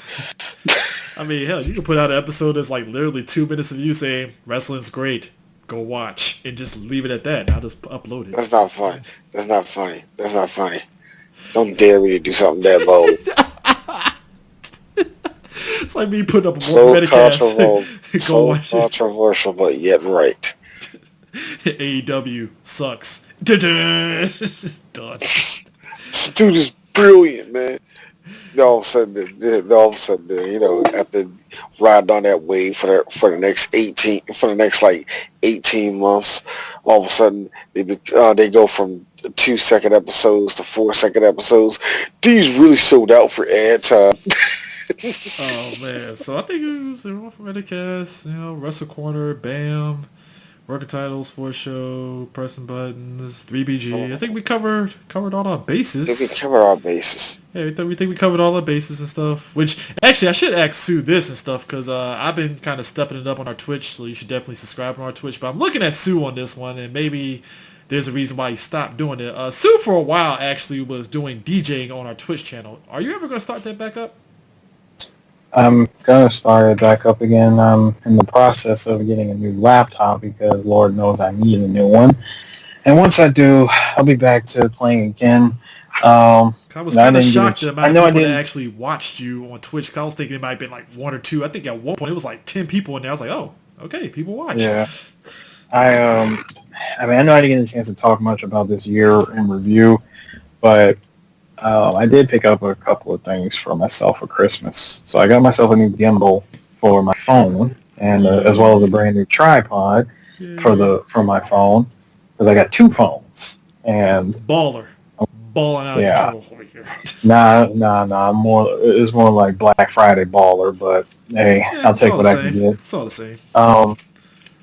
So I'm trying to restructure the way that I'll be doing my setups, and I would say to start off for the new year, I'll be at MagFest, which I'm sure you'll be there, CJ. Oh, of course. I'll be at MagFest. I'm going to bring my gear. I'm going to set up, and yeah, I'm going to try to jam out and do my thing, get back into the swing of things, and then in 2020, will also see me performing at BlurCon. Yeah. Our coverage for a lot of stuff is going to be interesting because I'm not coming to San Diego, but I know Sue's gonna be at San Diego. But I'm trying to position us to do stuff like Sundance and other film festivals that are local in this area because we missed the Middleburg Hopefully one. we can. I'm gonna say hopefully we can go back to. Hopefully there's another urban action film festival. Yeah, definitely that. So, I'm pretty sure that will. oh yeah, there Pretty definitely will be. So, yeah, so 2020 is looking pretty good. A lot of things different and stuff. Changing certain things and stuff. But like I said, all of us got stuff going on in life, but we're still going to keep putting out content. We're just, I think we've reached that level where we're being very smart and methodical in how we put out content. We're not like last minute in this shit. So that's growth, guys. That's growth.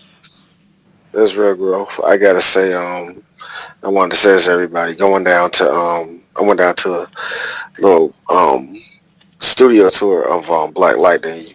A lot of your people saying it on Twitter. On Twitter, they saw it on IG and all that. And I was Damn, what the hell is that? Sorry about that. Oh, okay.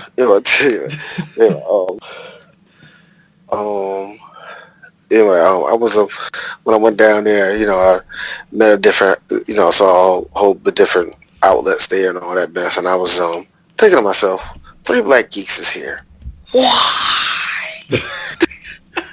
Why? And you know what? And the reason why we're here is because I can't believe we have a decent following and the people that we know from our little decent following. And like I always say, and I say this to everybody that's in this line of work, you don't know who's listening to you, and you don't know how powerful your voice is. So, at least when you talk makes sense. And if you're gonna make a joke, god damn it, be funny. Yeah, there are times that I've seen D put some controversial stuff on Twitter, and I wince, and I'm like, oh, well, we didn't get no blowback. I guess we're good. What's the fucking? The only thing is like this. I will never disrespect nobody except the Dutch. The Dutch suck. All of a sudden, we get I get a fucking bomb sent to my house from some fucking Dutch person that listens to us. Like, fuck you, 3BG. Clogs fall out the sky. Like, See, but that's when I have the conversation. And that's when I have the conversation with D when we go, hey man, you heard what happened to CJ? And I go, CJ that got blown up, CJ? No, the other CJ. It's like, goddamn. Love that scene. No, not that one. The other one. Oh my goodness. So, yeah, that's it, everybody. That's it. Happy New Year, everyone. Oh, the next next show that you want to hear is Dragon Ball Z Super. No, Dragon Ball Z. Damn. Dragon Ball Super Broly, where we talk about how they retcon a whole bunch of shit and it made Frieza way more racist than he already was. Sorry, I'm laughing at your dope D, but and I gotta do it for Eris. Also, green alien cheeks. Oh yeah, I think this tremendous amount, copious amounts of it. I think this meme sums up this decade in a nutshell. Cardinal put a meme up in 3BG, I think, and the meme is basically, have you ever tried 9 Loco, which is a 5-hour energy drink poured into a 4 Loco? And somebody responds, do cocaine like a fucking adult. That is accurate. If there wasn't any truth in that. I mean, it's like, yo, that is doing the most. And it's like, come on, dog. You can't find somebody to say you coke. Come on. What are we doing here? Like, yo, do it like a fucking adult, dog. That is the decade in a nutshell. Motherfuckers are doing the most for no fucking reason. It's like, come on, man. Yeah.